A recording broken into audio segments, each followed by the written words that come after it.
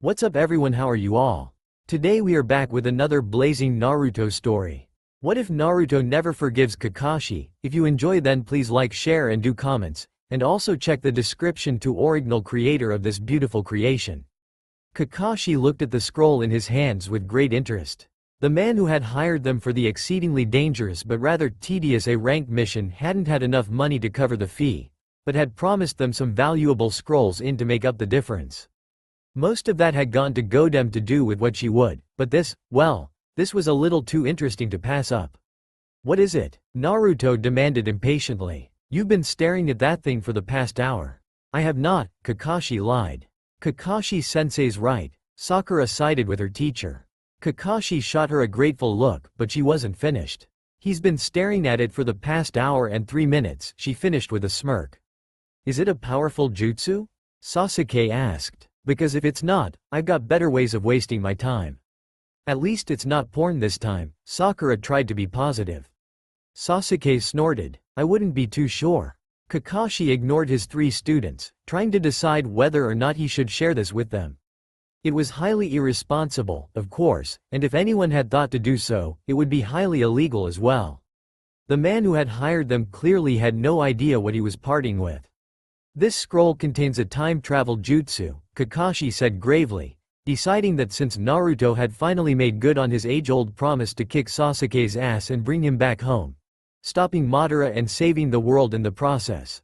None of them were really the world-conquering types, and as Naruto didn't believe in revenge, Sasuke had already gotten his, and Sakura really hadn't had anything too horrible by ninja standards happen to her. It was reasonably safe to share. A time travel jutsu? Sakura repeated skeptically. I've never heard of anything like that. Even if it were possible, the energy required to use it would just be, she trailed off, unable to think of a way to describe it. Kakashi shrugged. That's the other reason I'm telling you.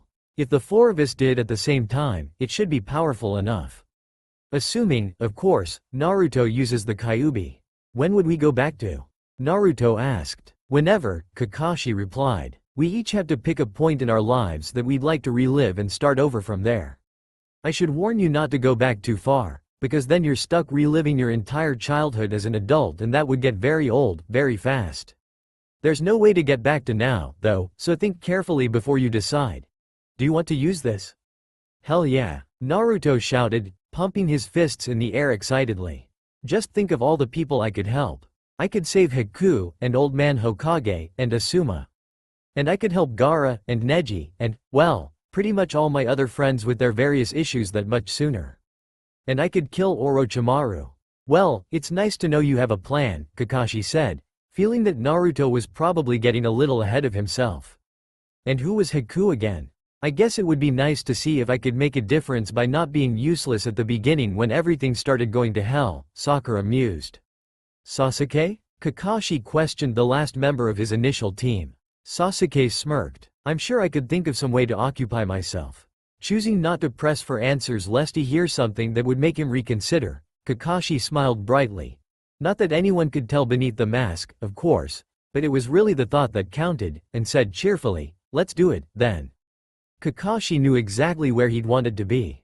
The minute he saw the words, time travel, he knew. And he'd had so many flashbacks back to this day over the years, that he was certain he could get it right. If not, well, he was a good 20 years older and more experienced since then, and hadn't he and Rin always agreed that had Minato-sensei been there, things wouldn't have ended so tragically? Sure, he'd miss his trademark Sharingan eye, and if he lost his left eye again, then there would be some real hell to pay, regardless of how everything else worked out. But Obito's life would be worth the inconvenience. And it's not like there wouldn't be plenty of unused Sharingan eyes a few years down the road if he was really desperate anyway. Are you even listening to me? Obito demanded angrily. Not even slightly, Kakashi confessed, a smile crossing his face despite himself as he climbed to his feet. Obito had apparently knocked him to the ground. Not surprising, if this was the infamous rescue Rin conversation. I definitely can't stand you. Obito yelled, furious that his heartfelt pleas to go and rescue Rin didn't even seem to merit the commander's attention. That hurts, really, Kakashi said, half serious. You know what else hurts? Obito asked rhetorically. The thought of us abandoning Rin to her fate. Of course we're not going to abandon Rin. Kakashi said, shocked. You can't expect these guards to work out the logical reasons to keep her alive and do so. Obito told him, they could kill her at any time. We don't have time to finish the mission and come back and hope she's there. I absolutely agree, Kakashi said solemnly. Poor Obito was so surprised he practically fell over. You do? He asked finally, wondering what the trick is. Kakashi nodded eagerly. Oh, definitely. What happened to, in the ninja world, those who do not obey the rules and regulations are trash? Obito asked suspiciously. That's true, Kakashi allowed. But on the other hand, those who do not care about their companions are worse than trash. His grin grew as he quoted the words Obito had not yet spoken but had changed his life back to him. If Obito was surprised before. Okay, who are you and what have you done with Kakashi? I don't know what you're talking about, Kakashi said airily. You just said that we should leave Rin. Just 2 minutes ago, Obito pointed out. That's why I punched you. That I did, Kakashi agreed. I changed my mind. Clearly, Obito muttered. Why? Not that I'm not in support of this change of opinion, because I definitely am, but I don't get it. It occurred to me that my father was, in fact, a true hero after all, Kakashi explained. And it wouldn't do very well to shame his memory by leaving Rin to die, now would it? Obito stared at him. You just decided that? In the time it took you to get up after I punched you? Kakashi nodded. Yes, maybe you too have therapy jutsu. In fact, I'm nearly positive that you do. Therapy jutsu? Obito repeated, still rather unbalanced from this recent turn of events. Therapy jutsu, Kakashi confirmed. It's where you're fighting someone, they suddenly flash back to their tragic childhood, realize that they were being an idiot and why, and change the course of their life. That sounds kind of unlikely, Obito confessed. Kakashi shrugged. I've seen it happen. Practically every time Naruto got within 2 feet of a fight, really. Well, okay, then. This is unexpected. Good, but unexpected. Let's go after Rin, then. Obito declared. You know, I had an entire speech planned, too. Obito complained as they approached their destination. It was a good speech, too. But it's like you took the words right out of my mouth. You're imagining things, Kakashi lied, wondering vaguely if he should be concerned how well he remembered what was going on. He wasn't that obsessive, was he? Oh, who was he trying to kid? He relived this day at the memorial every time he went, which was every day. It would actually be kind of weird if he didn't remember it this well. Found them, Obito breathed as they spotted the cave the Rin was being kept in. What's the plan? Kakashi thought for a moment, then figured that since it had worked last time, they might as well try it again. The less variables the better chance he had of controlling the outcome. You go ahead a little. Act like you're trying to be stealthy but failing. There are 2 of them, so since they think we're just a bunch of kids, one of them will come out while the other stays with Rin. I can kill whoever comes out from behind. Alright, Commander, Obito agreed. It was silly, of course, and he had had his authority acknowledged many times over the years, but hearing it from Obito was nice. He hoped he'd earn that respect in the next few minutes because he really wasn't sure he could handle losing him all over again. They weren't even that close back when Obito was alive, something he was determined to rectify the minute this hostage crisis was over, but he'd made such a big impact on his life posthumously. Not to mention that while he still felt guilty that his hesitance to go after Rin the first time might have played a role in Obito's death, that was nothing compared to how hard it would hit him if he knew it was coming but failed to prevent it. Alright, let's go, Obito said, moving close. To where? Teiseki asked, materializing right behind Obito as Kakashi knew he would. Quickly, the newly minted Junin body flickered over to them and held a kunai to Teiseki's throat. To rescue our teammate, he answered as he slit the enemy ninja's throat, feeling rather pleased that he'd managed to avenge his eye all these years later. Better watch that talk of vengeance, though. He didn't want to be Sasuke, after all. Wow, Obito said, his eyes wide. He didn't even have a chance to react. That was the idea, Kakashi said dryly. Now when we go in there, I need you to free Rin and get out. Watch out for falling rocks and leave Kako to me. Who? Obito asked, confused. The enemy ninja, Kakashi explained. Why do you know his name? Obito still didn't get it. Because I'm amazing, obviously, Kakashi said coolly. Or rather, because he'd obsessively pieced together what he could about that day and the weeks to follow. That didn't make him sound nearly as cool, though. God, he'd really been spending too much time with Guy, hadn't he? Speaking of, since he wasn't planning on receiving his signature Sharingan this time around, he might actually have to start training with him. Not as compulsively, obviously, but he needed an edge somehow, right?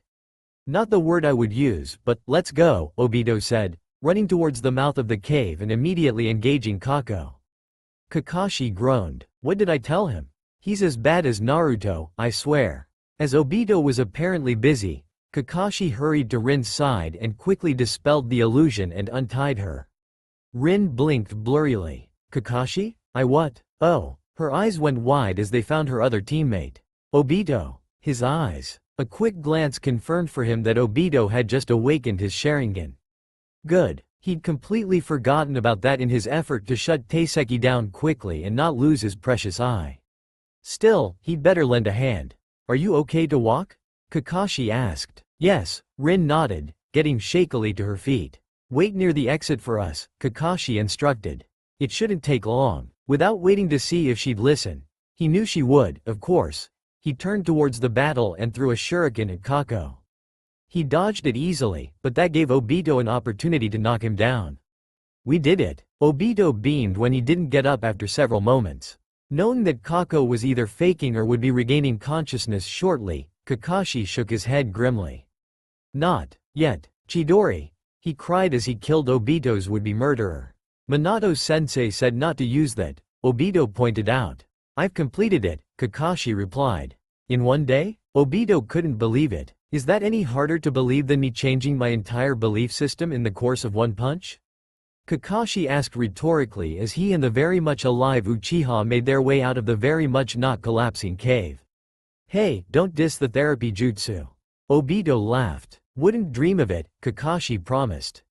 Guys? Rin piped up. Much as I hate to interrupt now that you two are actually getting along, but reinforcements showed up. Doden Retsudo Tenshou. Several of the many reinforcements said, putting his hands to the ground. Recognizing that jutsu as the one that had led to Obito's death, Kakashi quickly grabbed both of his teammates and hightailed it out of the path of the collapsing cave. Once he was clear, he grabbed Minato's special kunai and threw it. With any luck, his sensei would soon appear and, there he was. He had a really fast response time, didn't he? But then, since he wasn't supposed to know what the kunai did and it was shaped weird, he probably assumed Kakashi wouldn't use it if he wasn't out of options. Wow, sensei is awesome, Rin said, watching Minato take down opponent after opponent and showed them exactly why he was known as Konoha's Yellow Flash. You think that's cool? Obito asked. You should try watching it with the Sharingan. Now that's cool. I know, Kakashi agreed, remembering several times when he'd done just that. What? Obito asked. I said, I'm still waiting for that. You made Junin present. I'm very proud of all of you, Minato told them as they made camp for the night. Rin, even though you were captured and tortured under Genjutsu, you did not reveal anything to the enemy. Obito, you found your courage, awoke your Sharingan, and proved yourself as a truly capable shinobi of Konoha.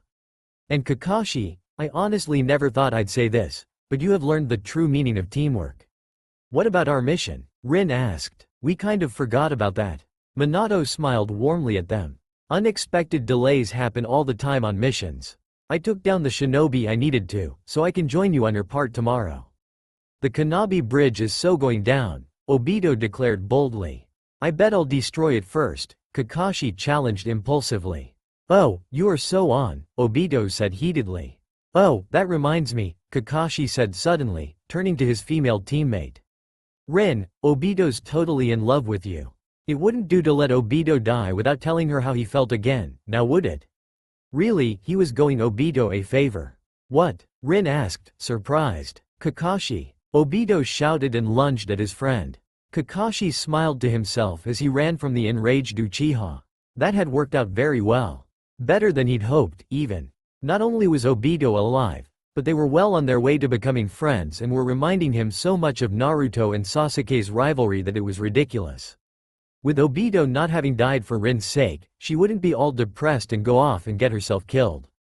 If Obito could be convinced to leave the Uchiha compound before the massacre, he knew the date, having dealt with Sasuke for years and was not above resorting to kidnapping to keep Obito safe that night.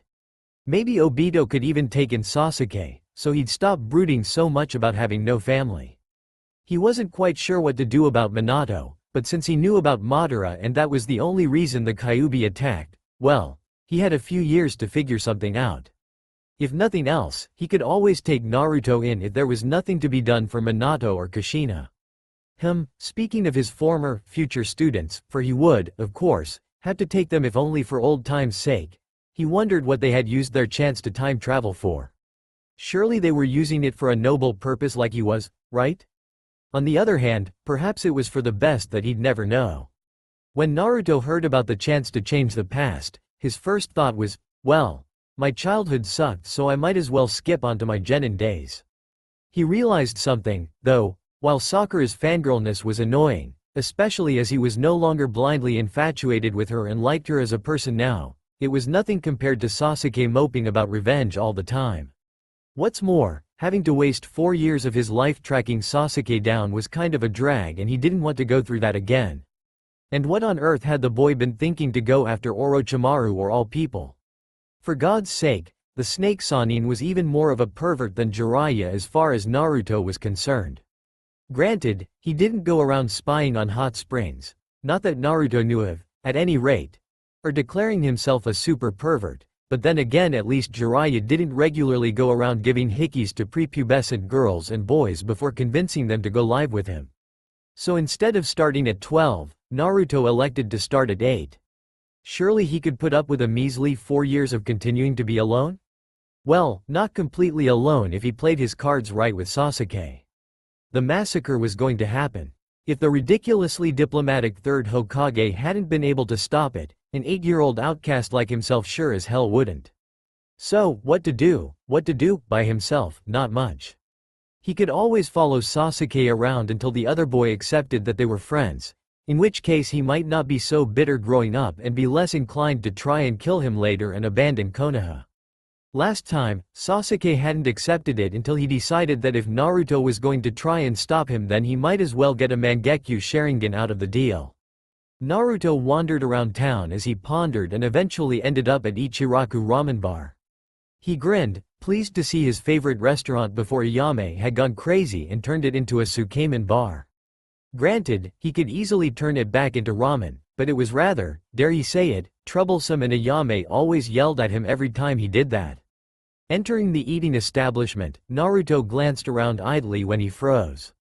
Oh my god, is Kakashi actually on a date? With Anko? And, hey, you two look familiar. Aren't you dead? He blurted out. Oops, so much for subtle. What do you mean, with Anko? Anko demanded suspiciously. Who else would he be out with? Because I swear to God, Hatake, if you're cheating on me, I will emasculate you with a toothpick. Kakashi gulped. I would never do such a thing. I already have the most amazing girlfriend around right here. That's better, Anko said, sounding satisfied. Well, second most amazing, really, a man who looked vaguely like Sasuke said. And Naruto was pretty sure he'd seen him somewhere before, but not personally. Really sure he was supposed to be dead. Oh, well, it was possible he died sometime in the next 4 years or so. After all, she's not Rin. Eye twitching, Anko reached for a kunai. Don't mind him, the brown-haired woman, Rin? Interceded smoothly. He's clearly biased. Now, that's settled, there's something I need to talk to Naruto about. I shouldn't be long, Kakashi promised as he stood and practically dragged Naruto over to an empty corner of the room. Well, what have you got to say for yourself? What do you mean? Naruto asked, only half feigning ignorance. You seem surprised to see me with Anko when you should know we've been dating for a little over 6 months now, and when you saw Rin and Obito, you said they were supposed to be dead, Kakashi pointed out, eyes deadly serious. Naruto's eyes widened in realization. Your eyes? My eyes? Kakashi repeated neutrally. You don't have a Sharingan, Naruto breathed, trying to get over how weird it looked to see his ex-teacher without a Hite covering his eye or even a Sharingan eye. Kakashi just blinked at him, looking stunned. Naruto? He asked hesitantly. I thought we'd already established that you knew who I was, Naruto told him, wondering if he would have to somehow prove his identity. Well, that would be easy enough as Kakashi already knew about the Kyuubi, but he wasn't exactly supposed to know yet. No, I mean, Kakashi shook his head, trying to sort his words out. You came back, too? I expected different timelines. Realizing that his teacher was being vague enough so that he, at 8, wouldn't realize what Kakashi was talking about unless he knew exactly what Kakashi was talking about, Naruto managed a small smile. Me too. I guess because we all did it together the two of us ended up in the same spot. Did Sasuke and Sakura come back yet?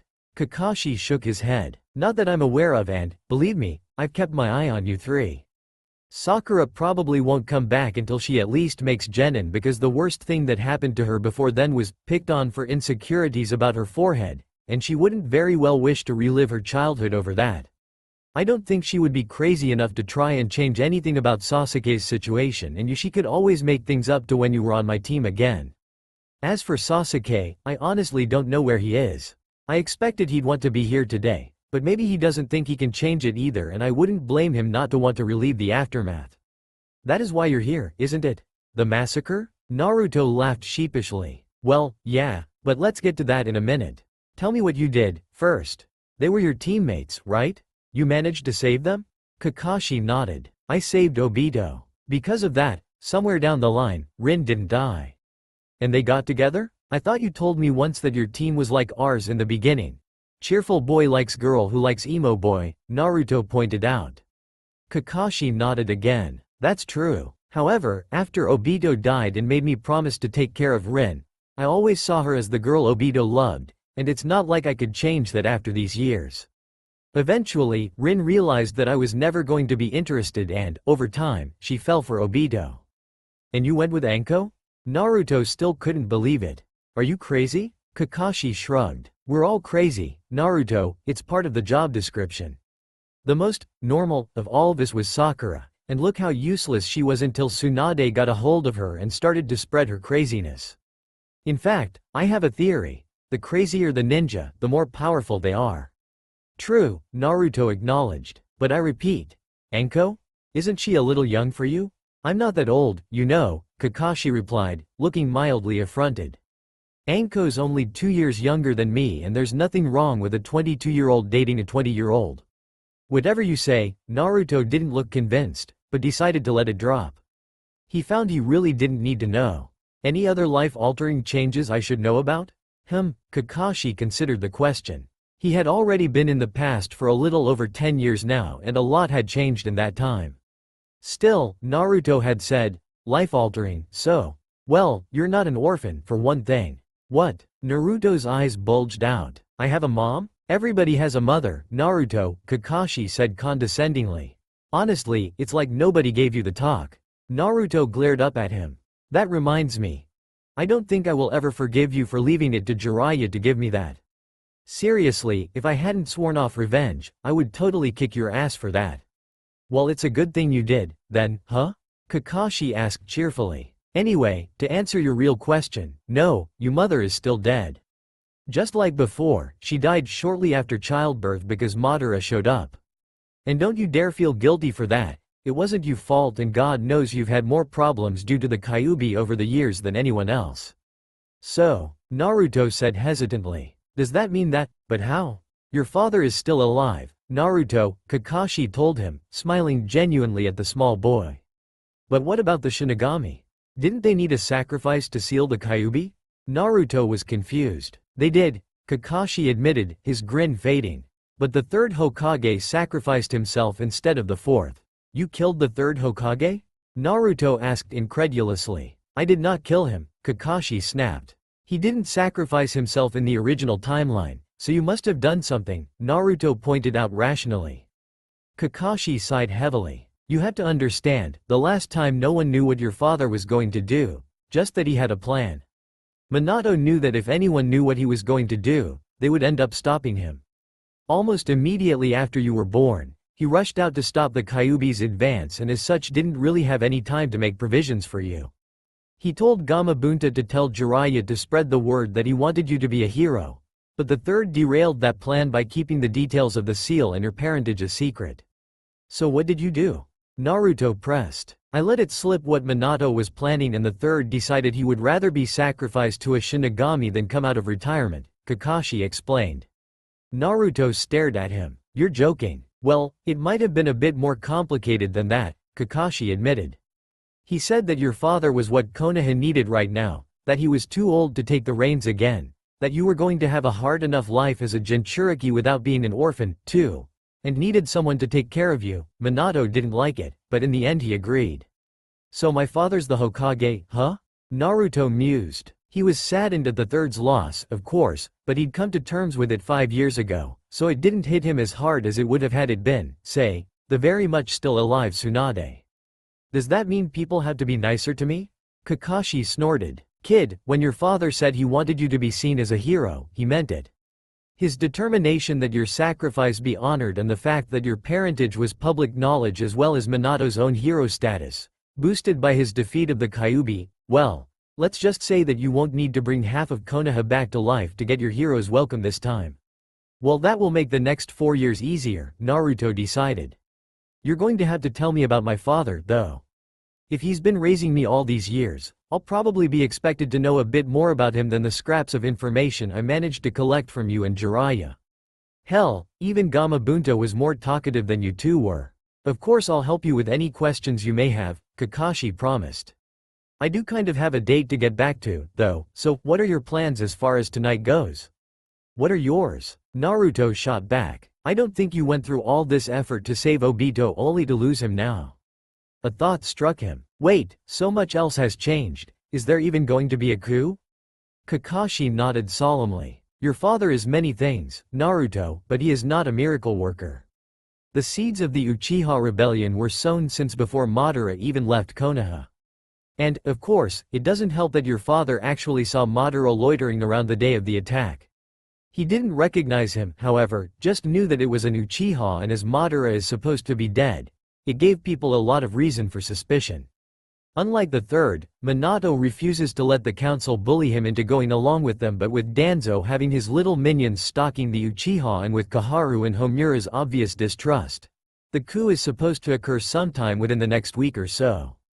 Minato put off ordering it as long as he could, but in the end preventing another great shinobi war is more important than one clan. Itachi's to kill them tonight. What about Sasuke? I mean, we all know Itachi won't kill him, but he can't be left on his own again either, not after what happened last time. And what about Obito? Naruto inquired. Obito's loyalty to Minato was never in question, so the clan never told him of their plans for fear it would be discovered. He doesn't know about the coup, and he definitely doesn't know about Itachi's mission. As such, Minato made clear this Obito is not to be harmed, Kakashi exposited. I'm going to keep Obito away from the compound tonight so he won't get in the way. He actually found his own place and is in the process of moving out anyway. And as for Sasuke, well, Obito will probably end up taking him in as he'll be his only remaining family member still in Konoha, and that way the both of us will be able to keep an eye on him and hopefully stop him from going off the deep end as far as revenge goes.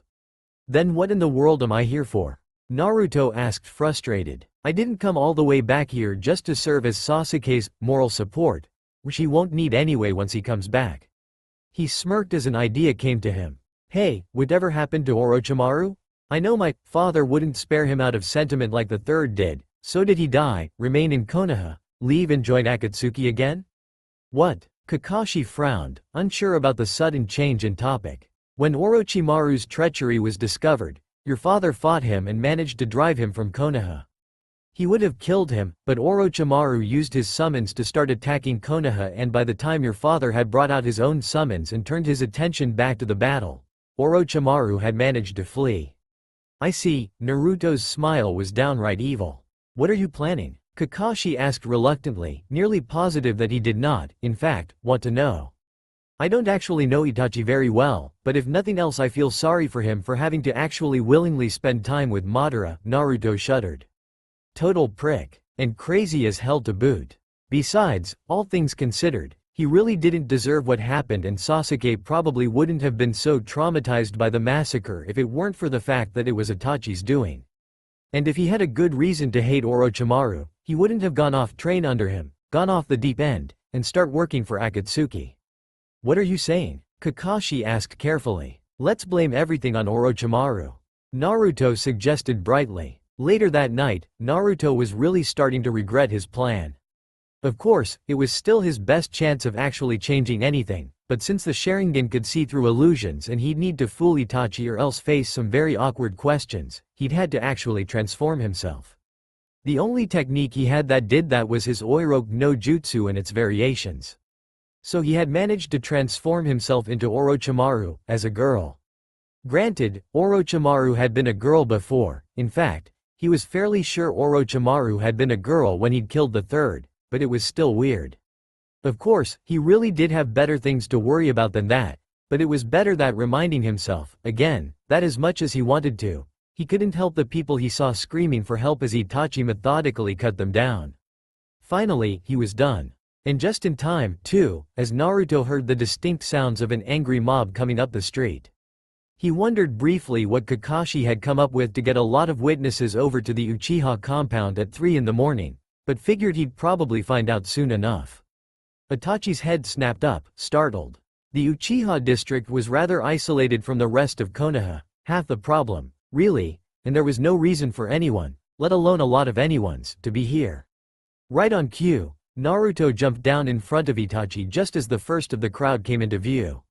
Sure enough, Kakashi was being chased by a large crowd of angry people, most women. "What?" Itachi began. "How dare you break into my house to peep at me?" one of them screamed. "How do you always get me into these kinds of situations?" Obito lamented. "I'm going to kill you, you Ba Orochimaru." Anko gasped, stunned. "What the hell are you doing here?" "Ah, Anko, my dear, it's been too long." Naruto greeted her amiably, his eyes never leaving Itachi's. "How's the curse seal holding up? Any problems? You have a lot of nerve coming back here after what you did," she growled. Yes, I get that you're upset. We'll settle this later. Right now, I'm here for one reason and one reason alone." Naruto exclaimed. "And that is?" Itachi asked quietly, dropping into a defensive stance. Naruto marveled at the fact that Itachi was so quick to defend the village that had asked him to kill 318 of his family members not 2 minutes before, and his best friend before that to gain the necessary power. "The Sharingan, of course," Naruto explained patiently. "With that, I could learn any jutsu, at any time, with very little effort on my part. Of course, those pitiful fools had to charge at me, trying to arrest me for treason, or some other such nonsense, and so I killed them all. No matter, though. I'm sure your eyes will more than suffice." "You killed the Uchiha?" Kakashi asked, sounding horrified. "You're a monster. I am above such plebeian labels," Naruto sniffed. He had to give Itachi props.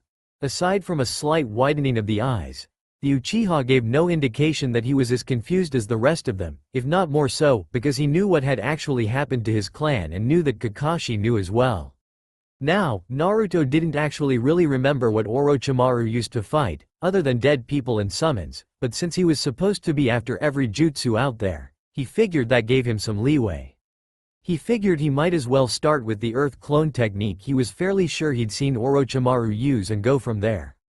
After fighting Itachi for a few minutes, and 13 or not, the boy was good. The crowd snapped out of their stupor, remembered that most of them were ninja, and started attacking Naruto as well. "I'm sorry I'm late, Naruto heard Sasuke's slightly breathless voice from the back of the crowd. "What's going on? What's this? Another Uchiha?" Naruto asked, sounding positively delighted. "I was so afraid that I had managed to kill all of them so this boy would be my only option as a host, but now I see that there is a spare.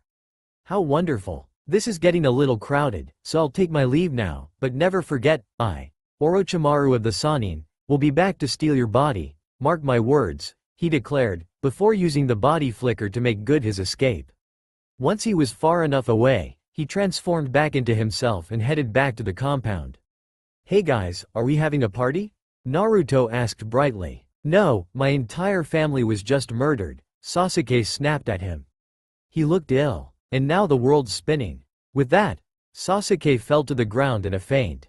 "I should probably go report this to the Hokage," Itachi said at last, no doubt wondering whether or not this strange new development meant he was still going to need to go into exile or not. "Great idea, I'll come too," Kakashi nodded. "Obito, do you want to take Sasuke with you to your new place? He can't really stay here, all things considering." "Of course," Obito nodded, picking up the small child and heading off. "Naruto, I'm not entirely sure why you're up this late, but you are to go straight to bed, okay?" Kakashi said sternly. Oh, absolutely, Naruto agreed. And he would, just as soon as he saw the end result of his meddling. Itachi, I didn't expect to see you again. Is it done? Minato asked heavily as Itachi appeared at the Hokage tower. He sounded sad. Kakashi? What are you doing here? I'm just tagging along, Kakashi shrugged. Yes, Itachi answered. They're all dead but myself, Obito, and Sasuke. Your brother? Minato asked. He's only 8. He has no idea, Itachi explained. I see. Well, I suppose he poses no threat then, Minato decided. Were there any problems? I'm not sure, Itachi confessed. Minato's gaze sharpened. What do you mean you're not sure? What happened? Right after I finished, Kakashi appeared, chased by a large crowd of irate women, Itachi explained. Kakashi held up his hands in defense. I had completely forgotten that was happening tonight, he lied. Minato looked skeptical, but nodded. Then what? Then Orochimaru appeared, claimed he had killed everyone, and was planning on stealing my body. We fought, then he left after Sasuke showed up. Said now he had a spare, in case he couldn't possess me, Itachi explained, sounding mildly outraged at the thought of Orochimaru doing that to his little brother. Orochimaru? Minato's eyebrows rose. He took credit for killing everyone in front of a large crowd of witnesses? Are you sure it was him? Itachi coughed. Well, actually it was a woman, but there was no illusion and Anko identified him as her former mentor. I see. Minato trailed off. But why would Orochimaru take the blame for this? Whoever is said to have wiped out nearly the entire Uchiha clan is sure to gain a fearsome reputation, Kakashi suggested. Maybe he was after that. Maybe, Minato allowed. Still, I suppose we can deal with that later. For now, since Orochimaru has oh so generously offered himself up as a scapegoat, you are, of course, free to stay in Konoha. I'm sure Obito would be glad to have you, Kakashi offered. After all, you're only 13 and he'll probably want custody of Sasuke. Alright, Itachi said slowly, realizing full well just how lucky he'd gotten. Well, this isn't really how I pictured today ending, Minato confessed, leaning back on his chair. Still, perhaps it's for the best. Sasuke, of course, was after revenge. Naruto had eventually helped him see that it really wasn't fair to take out his pain and desire for vengeance on everyone who happened to live in Konoha, and that what's more it would make the Uchiha massacre completely pointless. That didn't mean he didn't still hold 3 people responsible. Kaharu, Homura, and Danzo needed to die. The third had also been involved, of course, and had been the one to give the order in the end, but as he had been the most reluctant and had ended up protecting Sasuke throughout the years, Sasuke decided he could let that go. The facts that the third was one of the strongest shinobi in the village and he was but a child and that the mysterious death of a Hokage would merit intense investigation had little bearing on his decision. As much as Sasuke wanted to see his parents and various other family members again, he had long since come to realize that as long as the factions following the teachings of the Senju were in control, his clan would always be at odds with the government. With Madara having driven the Kyuubi to attack Konoha, which he certainly couldn't affect, being less than 3 months old at the time, things only got worse. If Itachi couldn't stop the attempted coup, then he certainly couldn't, and it wasn't worth the chance to see his clan again to have to watch Itachi destroy them and abandon him again. So Sasuke had elected to come back at 11. His life after the massacre was really nothing worth repeating, but he wanted to come back a little before he graduated so he would have some time to refamiliarize himself with his past and change anything he didn't like. Not to mention brushing up on his taijutsu and working to get his body accustomed to his more interesting jutsu. As Sasuke put the finishing touches on Danzo's suicide letter, he had realized that Homura and Kaharu were too set in their ways and could not lead Konoha into the future but did not wish to be tried and executed for treason, so he was going to die with them, and deactivated his Sharingan. He reflected that it really shouldn't have been that easy to poison the council and future Rokudame. Ah well, he was doing Konoha a favor, really, not only by taking out some dangerously old-fashioned and extremely influential leaders but by letting the village know that its security failed and hopefully inspiring them to correct that. On his way back to his apartment, he bumped into the most annoying person he hadn't succeeded in killing. Hey Sasuke. Naruto greeted him cheerfully. What are you doing out this late at night? What are you doing? Sasuke replied. Midnight ramen run, Naruto explained. I always forget to go during the day. I see, Sasuke said. If it were anybody else that would have come across as completely ridiculously and obviously untrue, but since it was Naruto, that really was one of the most likely explanations. I'm headed home. Naruto shot him a quizzical look. You're heading the wrong way for that, aren't you? Unless you want to take the really scenic route. Don't be ridiculous, my apartment is this way, Sasuke disagreed. And really, how would Naruto know anyway? And why was he being so friendly? Then again, perhaps it was just that he was actually answering the blonde boy when he had really been 11, he would have just grunted, possibly said something belittling, and left. Not unless Obito kicked you out, Naruto replied. And I probably would have heard about that. Who's Obito? Sasuke asked automatically. Naruto's eyes widened. Who's Obito? Sasuke, why do you hate Orochimaru? Who said I hate Orochimaru? Sasuke asked neutrally. For that matter, who said I've even met him? A smile spread across Naruto's face. Sasuke, you're back? Back? Sasuke repeated, feeling a little out of his depth. Yeah, you finally decided to show up. Kakashi came back 13 years ago and I came back 3, Naruto explained. Sakura still hasn't shown up yet, but Kakashi and I are betting that will happen next year when we make Genin. I see, Sasuke said. So we're in the same timeline then? Yeah, Kakashi and I were pretty surprised too. Fortunately, after a few weeks my alternate timeline memories started coming in because when I first got back, I was confused as hell. With Kakashi having already been around for a decade, he started changing things left and right. For instance, did you know that when that Kumo ambassador tried to kidnap Hinata, Kakashi was on hand to incapacitate him without killing him so Neji's father wouldn't have to die?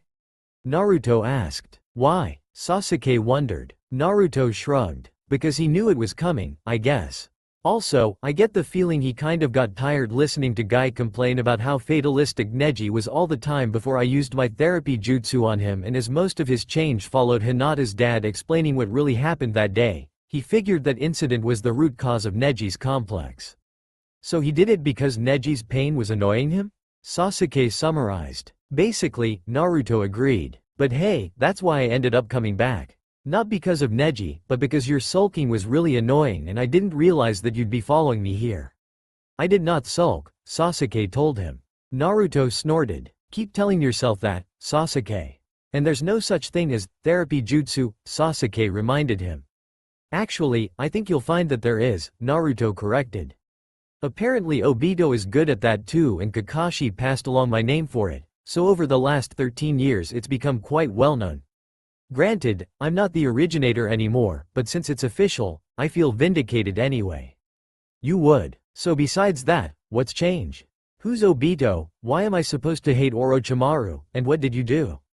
Sasuke fired off. Obito is your cousin, Naruto began. Sasuke blinked. I have relatives? But the massacre. Obito originally died 2 years or so before we were born. He was on Kakashi's team and, as such, he was on my father's team, Naruto continued. When he died, he gave his Sharingan to Kakashi. Kakashi kind of obsessed, as you probably noticed, and came back to save him. Since he was on my father's team, your family realized he had quite a bit of loyalty to Konoha and didn't tell him about the coup, and Kakashi was supposed to keep him out of the compound that night. I have relatives, Sasuke repeated, trying to grasp this basic fact. Or a relative, whatever. As for Orochimaru, well, I told you that I didn't want to deal with you sulking, right? Naruto asked. I came back to the day of the massacre so I could be there for you afterwards or whatever, so you'd hopefully grow up less emo. I ran into Kakashi and he filled me in on what had been going on. Since Obito would probably end up taking you in as you were kind of lacking in family, which he did, I decided I didn't want my trip to be worthless, and so we ended up blaming everything on Orochimaru. Blaming what on Orochimaru? Sasuke asked, confused. Naruto's grin widened. The massacre. You? Sasuke trailed off. You blamed the Uchiha massacre on Orochimaru? How? Why? And what happened to Itachi, then? I used my Oiroke no Jutsu to turn myself into girl Orochimaru, Naruto began. Seeing Sasuke cringe, he continued. I know, gross, right? Had to be done, though. Trying to explain why I was framing Orochimaru might have led to some awkward questions, and the Sharingan can see through illusions, so I had no other choice. As for the why, well, if it hadn't been for his stupid curse seal then you wouldn't have been so much moodier and crazier than normal, and if it hadn't been for him killing the third, then your brother wouldn't have come back to protect you and wound up making you catatonic. Not to mention that he was the one who offered you a place outside of Konoha to begin with. The way I see it, if it hadn't been for him you wouldn't have left. It was still my choice, Sasuke felt obligated to point out. Naruto rolled his eyes. You're my best friend and he was a crazy pedophile. Besides, was I supposed to blame you for what happened?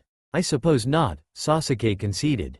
As hard to believe as a 13-year-old prodigy wiping out the clan might have been, an 8-year-old above-average academy student would have been far more ridiculous. Not to mention that Itachi would have found a way to take responsibility. And speaking of him, what happened? If people think Orochimaru is responsible, what happened to him?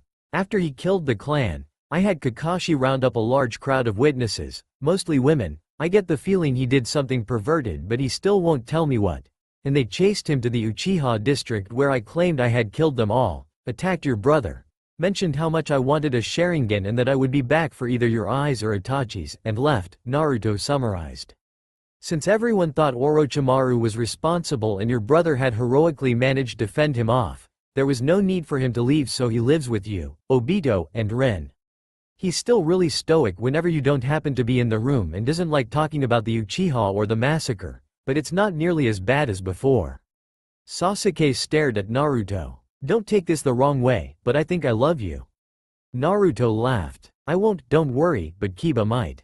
He couldn't understand why I was so determined to bring you back after you were being such a moron, so he eventually decided I was in love with you. Sasuke twitched. I never liked Kiba. When you two got together, you were 5 times as bad. I'm sorry to hear that, Naruto said, not looking sorry at all. Especially as you're going to be seeing a lot more of him as your brother's dating his sister. What was that? Sasuke asked, sure he'd misheard the other boy. Your brother is dating Kiba's sister, Hana, Naruto said again. Why? Sasuke demanded. Naruto shrugged. Who knows how love works? Obito married his other teammate, Rin, and Kakashi's dating Anko. Anko? Sasuke narrowed his eyes, trying to remember her. Wait, wasn't she that insane proctor for the second stage of the Chunin exams? Yep, Naruto beamed. He didn't want to propose until either you or Sakura got here, and he'll actually get married once the team is back together. Anko kind of scares me, but she's pretty awesome. She can make a weapon out of anything. You two get on quite well. What could we possibly have in common? Sasuke honestly couldn't think of anything. And why we even know each other? Well, she's your guardian's best friend's girlfriend and they double date a lot. Anko was also Orochimaru's apprentice that he gave a curiosity seal to and abandoned. You two often have long in-depth conversations about how much you hate him and plot out various revenge scenarios, Naruto offered. And trust me when I say that those greatly disturb everyone else. Sasuke considered that. Well, it's true that I haven't forgiven Orochimaru for not only presuming to take my body but for interrupting my fight with Itachi and driving him to death by exhaustion that much faster, so I suppose I can work with that. Naruto groaned. Of course you can. Seriously, is it even possible for you to be happy without having someone you need to seek revenge on? I don't know, Sasuke confessed. But why mess with success? Because it's a pain in the ass for the rest of us, Naruto complained. Speaking of, why did you decide to come back? It had something to do with vengeance, right? But of course, Sasuke looked surprised that Naruto even had to ask. Even if reluctantly admitted that maybe the citizens of Konoha deserve peace after the massacre, the council and Danzo do not. You killed them? Naruto was shocked. They were meeting to discuss Konoha policy. I poisoned their tea, then used the Sharingan to fake a suicide note from Danzo, Sasuke explained. For the love of God, Sasuke, do you know how people are going to react to that? You can't just go around killing village elders every time you feel like it. Naruto burst out. I just did, Sasuke pointed out. But no worries, I feel justice has been served by Konoha as far as the massacre goes, so I see no reason to go after any other elders or the Hokage. Madara, however. Good, Naruto said, because if you went after my dad then I might need to rethink that no revenge thing. Your dad? Sasuke was surprised. Isn't he dead? Kakashi meddled and so the third sealed the Kyuubi, Naruto explained. Kakashi killed the third? Sasuke couldn't believe it. Naruto smiled. That's what I said, too. He claims the Sandaime made his own choices. Speaking of people making their own choices, like it or not, your brother made his as well. Are you sure you're going to be okay facing him again? Because remember, you're not supposed to know that he's the one who killed your clan, and neither am I. Only my father, Kakashi, and Jiraiya are supposed to know since you killed the Unholy Alliance. The what? Sasuke blinked. That's Kakashi and my code name for the council and Danzo, Naruto explained. Since they always disagree with Dad and always side with each other. I think I'll be okay, Sasuke decided. Right or wrong, I forgave Itachi after I found out that Konoha had ordered him to do it, so as long as I don't slip up and mention that I know it was him, I should be good. I don't see why we'd talk about the massacre even if I did know, because I still don't feel that they deserved to die, so it would just end up being very awkward. That's probably for the best, Naruto agreed.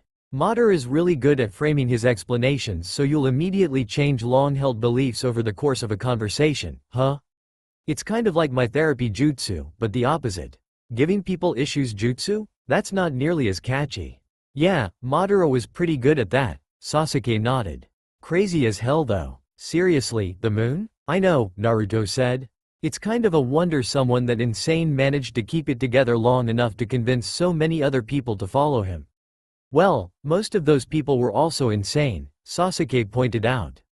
True, Naruto conceded. So do you have any more questions for me, or do you want to head back? What's our relationship supposed to be like? Sasuke inquired, honestly curious. He was sure that Naruto had tried to make friends with his younger self, but he was equally certain that little him wouldn't be very receptive. The same as it always was, I guess, Naruto decided. In this timeline, I always knew Kakashi as he was my father's student and nostalgic, and after I got back, I tagged along when he hung out with Obito, and so eventually you were forced to admit we were friends. We probably will never act like normal friends, but then neither do Ino and Sakura, and they manage to be functional. That would depend upon your definition of functional, Sasuke said dryly. So, are you planning on doing anything about the fact that I killed them? Naruto sighed. I do not approve, obviously, especially as this was murder, no other way of looking at it. We'll have to tell Kakashi, obviously, but other than that, well, I suppose I'm just glad you stuck to the agreement we made about not trying to destroy Konoha anymore. Thank you, Sasuke said sincerely. Then a thought struck him. Hey, since I won't be getting new memories for a few more weeks, what's this cousin of mine like, anyway? Well, he's a lot like me, for one, Naruto answered. You know, on the other hand, maybe I should turn myself in. It wouldn't do to let people panic unnecessarily. When the two boys reached the strange house that Naruto swore he lived in, he found Kakashi sitting at the table with his brother and an older Uchiha who he assumed was Obito. Where have you guys been? Obito asked, not even bothering to wonder why Naruto was with Sasuke. Apparently they really were friends. I was on a midnight ramen run when I ran into Sasuke training, Naruto lied. I made him come with me, but we got held up when he burned his mouth and swore vengeance. I see, Obito said. Apparently that wasn't a novel occurrence. Oh, Kakashi? Naruto asked. Sasuke finally decided to show up. Did he? Kakashi raised an eyebrow. You certainly took your time, didn't you? Now you have no excuse not to propose, Naruto informed him. I'll get around to it. Kakashi insisted. Hi, Ni-san, Sasuke said, unsure of really what else to say. After all, the last time they had been on anything resembling good terms had been the day before the massacre, but he'd been so strained then. Probably trying to decide whether or not he could actually bring himself to kill his little brother. Itachi smiled at him. Swearing vengeance again, Sasuke? One of these days that's going to get you in trouble. Don't I know it, Sasuke muttered. Still, I'm sure I can handle it. And if not, you'll bail me out, right? Always, Itachi promised. So what did he do? Kakashi asked Naruto quietly. Wiped out the Unholy Alliance, Naruto replied. Kakashi blinked. That's all? I know, I was surprised too, Naruto confided. I can't even say that that's a bad thing, given what we know Danzo's capable of and how utterly unhelpful the council always was, Kakashi admitted. I wonder who Minato will appoint to replace them. Well, he did say that he was looking for a way to get Ba-chan to come back for more than her biannual hospital inspections, Naruto pointed out. As for the other one, I don't know. Jiraiya would seem like the obvious choice, but his spy network is kind of personally held together by him, so Nara Shikaku would be a good pick, Kakashi mused. Seeing as how he's probably the smartest person in the village and a tactical genius as well. So it looks like Sasuke's revenge-seeking tendencies actually had a positive outcome this time, Naruto said, sounding almost odd. Yes, but we must never, ever tell him this. Ever. If he's bad as far as that goes now, just imagine how bad it would be if he had encouragement. Sakura wasn't even really sure she wanted to go back in the first place. Sure, there had been some rough spots in her life, notably the period when Sasuke was in Oto, Naruto was traveling with Jiraiya, and Kakashi was AWOL, but for the most part things had worked out in the end. The odds of Sasuke actually coming back after everything were astronomical enough as it was, but combined with Tsunade recovering, Konoha enduring, and Naruto surviving, it was a miracle, plain and simple, and she didn't want to go back to try and fix things and inadvertently screw anything up. Just the same, Kakashi, Naruto, and, to a lesser extent, Sasuke seemed so dead set on the idea that she couldn't help but go along with it. After all three of them were going to disappear from her world, and she'd be damned if she'd be left behind again. Her life before graduating from the academy had only been remarkable in its simplicity. In a group where chakra deformations, demon possessions, seal enslavements, clan pressures, family massacres, and revenge-seeking were the norm, her mundane life with her family and friends made her a bit of an oddity. After all, she'd been willing to throw away her best friend once over a silly little crush on a barely pubescent boy. Thankfully, she'd realized just how stupid that was and, well, she'd need to fix that immediately. If she were going to go back at all, reliving her days of being bullied was really kind of pointless. She wouldn't really have a lot of chakra if she went back before becoming Tsunade's apprentice, and she'd need to do some serious training to get her taijutsu back up to her usual levels, but Sasuke, Naruto, and Kakashi had all moved on by the time she had sought out the Godem, so going back to them would be like not bothering to go back at all. Sakura still didn't understand what exactly had gone down as far as the massacre was concerned and doubted that anyone would ever really know the true story, as Itachi had died, Danzo and the council claimed ignorance, and Madara was practically a pathological liar. She couldn't do anything there. All of Kakashi's issues seemed to stem from back before she was even born, and he would have no reason to be interested in her even if there was something there.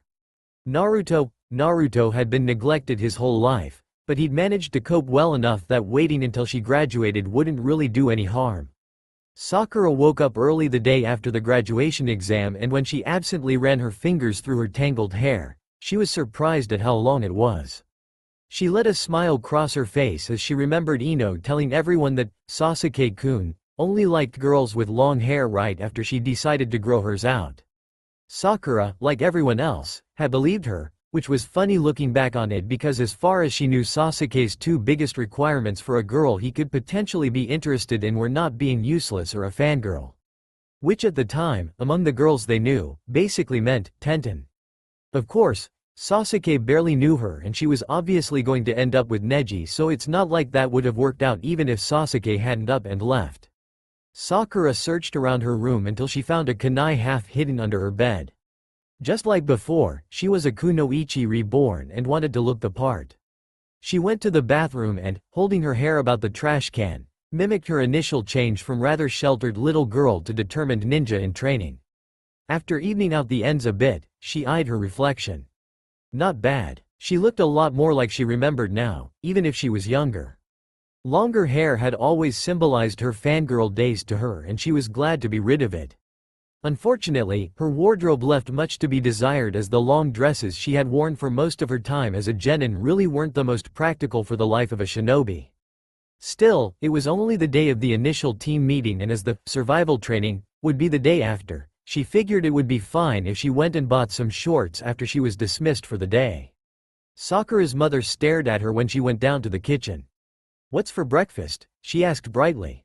"I'm starving." "I thought you were on a diet?" her dad asked without looking up from his meal. "I was," Sakura admitted, feeling a little embarrassed at her childhood silliness. "But then I realized that I'm going to need energy if I'm going to be a kunoichi, and all the exercise I'm sure to get will more than burn off any unwanted calories." "What happened to your hair, Sakura?" her mother asked as she placed her breakfast in front of her. I cut it, Sakura said simply. It seemed kind of obvious. I can see that. But, why? Her mother pressed. Sakura shrugged. Well, today I meet my genin team and start my life as a kunoichi. As such, I might as well at least try and act the part. Having my hair down is just begging someone to try and immobilize me by grabbing it, so I figured I could either cut it or wear my hair in a ponytail and look like I'm copying Ino. And that's just not going to happen. Sakura's father glanced up at her. It looks nice, he said approvingly. I'm glad you've decided to take being a ninja more seriously. It's a very dangerous line of work, after all, and we don't want you to get hurt. As Sakura's parents were civilians, they really had no idea just how dangerous it could be, and if Sakura had it her way, they never would. Last time it had taken Pain's total annihilation of Konoha before they had idea of the kinds of things she had routinely gone up against. Don't worry, she assured them. I'm sure our instructor will be more than capable. Even if he was lazy. And a pervert. And she never really did understand why he wore a mask all the time. Granted, she was so used to seeing him with it that when she had seen him without it had freaked her out, but she'd seen his genin picture and he'd been wearing one then, so when had he started? And why? I will need to go shopping when I get back to get some shorts and things to wear that won't get in the way. But you look so cute in that dress. Her mother protested. Sakura rolled her eyes. I'm sure I can look cute in more practical clothing, Mom, but even if I don't, I'm not there to be eye candy. Not this time. Sakura was hurrying towards the academy, deep in thought, when she crashed into someone. I'm sorry, she said automatically. Don't worry about it, Itachi assured her with a smile. It was an accident. Wait, what? Itachi? Sakura shrieked. Yes, do I know you? He asked, tilting his head quizzically. What, how, why are you here? Sakura demanded, not answering the question. Fortunately, he was not wearing his usual Akatsuki cloak or she probably would have passed out from shock. It was close, though. I am escorting Kakashi to the academy as Anko and Obito are both on a mission, and if left to his own devices, Kakashi would probably show up sometime this afternoon, Itachi explained. Sakura managed to tear her eyes from Itachi's. They were black, not Sharingan red, which was another surprise, and saw that not only was Kakashi standing behind Itachi, but Sasuke and Naruto were too. All three members of her future team were looking at her curiously. Anko? My fiancé, Kakashi explained. You're getting married? Okay, now that was almost stranger than Itachi's presence. Right after the Chunin exams, Kakashi confirmed. Hey Sakura-chan, Naruto said suddenly. Do you think Shikamaru is more likely to end up with Temari or Ino? Temari, for sure, Sakura replied automatically. She's in Konoha far too often for it just to be diplomatic, and besides, I think Ino's got a thing for Sai. Suddenly, she realized where she was, or rather went, and stammered out, I mean. Welcome to the party, Kakashi greeted her, looking like he was smiling behind his mask. Sasuke, you owe Naruto and I-500 Ryo each. I know, Sasuke grumbled, reaching into his pocket and pulling out the stated sum before shoving it towards the winners of whatever little bet they had going. Damn it, did she have to be so predictable? You're the one who bet against it, Kakashi pointed out. Well, I thought, any day but today, was pretty good odds, Sasuke said defensively. Maybe if you hadn't run off to go be a moron then you'd know Sakura-chan better, Naruto told him. What the hell is going on? Sakura asked, feeling more confused by the second. Don't worry, Itachi assured her, or tried to. Seeing as how he was supposed to be a missing nin, it wasn't very reassuring. Granted, he apparently was never actually evil, but it was still unsettling. They get like that a lot, it's like they're in their own little world. We'll explain it soon enough, Sakura-chan, Naruto promised. Frowning slightly but knowing that she'd get the chance to interrogate them soon enough, Sakura followed them into the building. Iruka was standing in front of the class, trying to get them to quiet down, which was no easy feat considering they were all so excited to have finally passed. Well, kind of passed. Okay, so everyone's here except, oh dear God. What are you doing here, Kakashi? He demanded. Kakashi raised his eyebrows. And wait, was that two eyes he had? What happened to his Sharingan? What in the world was going on here? Since when did Sasuke and Naruto act like they were friends and even know Kakashi at all? Had she accidentally entered an alternate dimension? I'm supposed to test a team today. You should probably know that, Iruka, seeing as you were part of the team that assigned me. Assigned? You? Iruka snorted. You demanded your team and wouldn't take no for an answer. Let's not quibble over semantics, Kakashi said airily. And I was referring to the fact that you're only 5 minutes late, Iruka said, still looking shocked at this fact. Sakura looked up at the clock. It was true. Wow. Seeing as how Kakashi always used to joke about how the only reason he'd lived as long as he had was because he kept arriving late for death and so it got tired of waiting for him and just left, this really was quite remarkable. I don't know what you're talking about, Kakashi lied. I confiscated his books and threatened to give them to Anko if he didn't show up, Itachi explained. You're a miracle worker, Itachi, Iruka said, shaking his head in amazement. Sakura was also amazed. Why in the world weren't people freaking out or at least slightly surprised to see Itachi here? I have to go, Itachi said, poking his brother in the forehead. Be good and don't fail. Yeah, Sasuke grumbled, rubbing his forehead. Sakura watched teams 1 through 6 get assigned. The Junin, she noted, appeared to be simply going through the motions. None of the kids were from any ninja clans and she didn't remember ever seeing any of them among the ranks of the Konoha shinobi. Clearly, they weren't expected to be one of the 3 teams that passed. Teams 10 and 8, however, were entirely made up of representatives of strong shinobi clans and the recreating of the Ino Shika Cho team was a little suspect. Sasuke and she represented the best in the class and the best kunoichi, so that probably wasn't coincidental either. Wow, that was kind of brutal, huh? All those kids wasting years in the academy and they'd never even get a chance to really graduate unless there were a lack of clan kids in a class.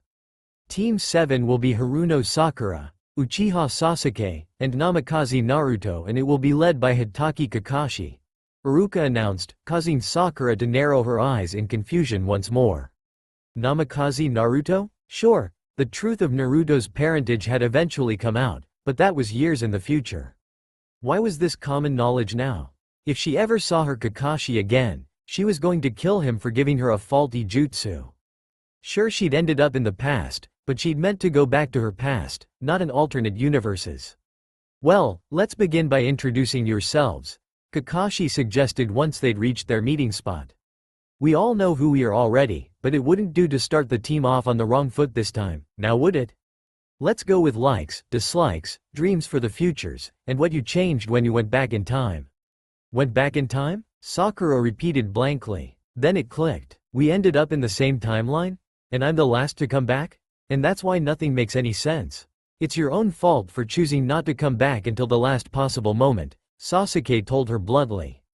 If it weren't for the fact you all were apparently changing things every time you turned around, there would have been no need to go back further, Sakura defended herself.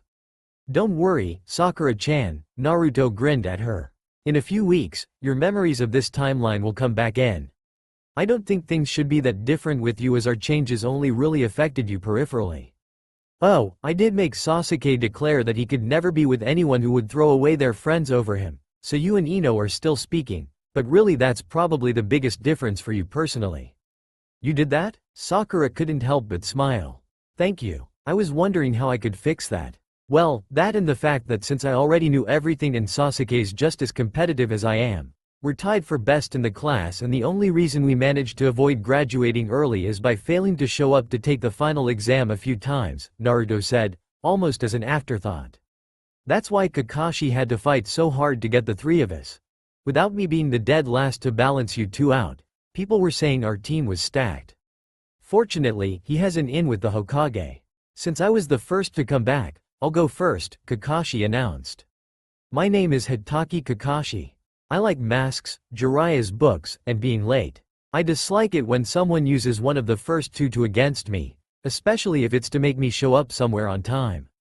My dream for the future is to get you 3 to pass the Chunin exams on your first try as that hasn't happened since the Sannin and when I got back 14 years ago, I saved the life of my best friend, Uchiha Obito, so I did not receive his Sharingan. Later on, my other teammate Rin also survived and I let the Sandaime know that Minato-sensei was planning on sacrificing himself to seal the Kyuubi so he decided to sacrifice himself instead. You killed the 3rd? Sakura asked, horrified. Sasuke and Naruto exchanged smirks and held their hands out to Kakashi. Grumbling, the Junin handed over some money. For the last time, I did not kill the 3rd. He made his own choices and he should be remembered as a hero, not my victim. Well, Kakashi, Naruto began. I can see your point of view, I really can, but seeing as how Sakura, Sasuke, and I all had the exact same reaction, I'd say you're outvoted. You killed the third. Kakashi looked like he wanted to strangle the blonde, but managed to restrain himself. Since you were the second to rear turn, why don't you go next, Naruto? Alright, Naruto said agreeably. My name is Namikaze Naruto. Since my father's still alive and Hokage, I like ramen and having therapy jutsu be considered a legitimate shinobi tool, and I dislike revenge and idiots who chase after it at the expense of everything else. My dream for the future is, of course, to be Hokage and also to be able to help all of my old and future friends. When I came back, I impersonated Orochimaru and claimed credit for the Uchiha massacre in front of a large crowd of witnesses Kakashi had managed to round up, causing Sasuke to become obsessed with revenge on the snake pedophile until he came back. So that's why Itachi's here? Sakura asked. And no one's running away panicked? Yep, Naruto confirmed. He and Sasuke live with Obito and his wife Rin, who Kakashi and Minato kept out of the loop as far as the whole massacre thing went. My name is Uchiha Sasuke. Sasuke went next. I like revenge, getting stronger, and tomatoes.